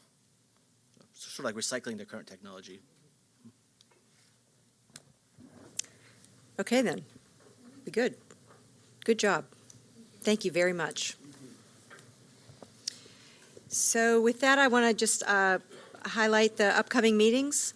Operations Committee will be here at 10 o'clock on March 19th. Policy will be here on the same day, March 19th at 3:30.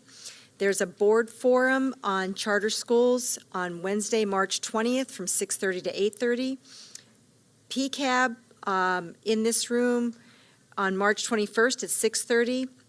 And we'll all be together again upstairs at 3 o'clock on March 26th for executive session and public board meeting, 5 o'clock on March 26th, and teaching and learning on Tuesday, April 2nd at 3:30.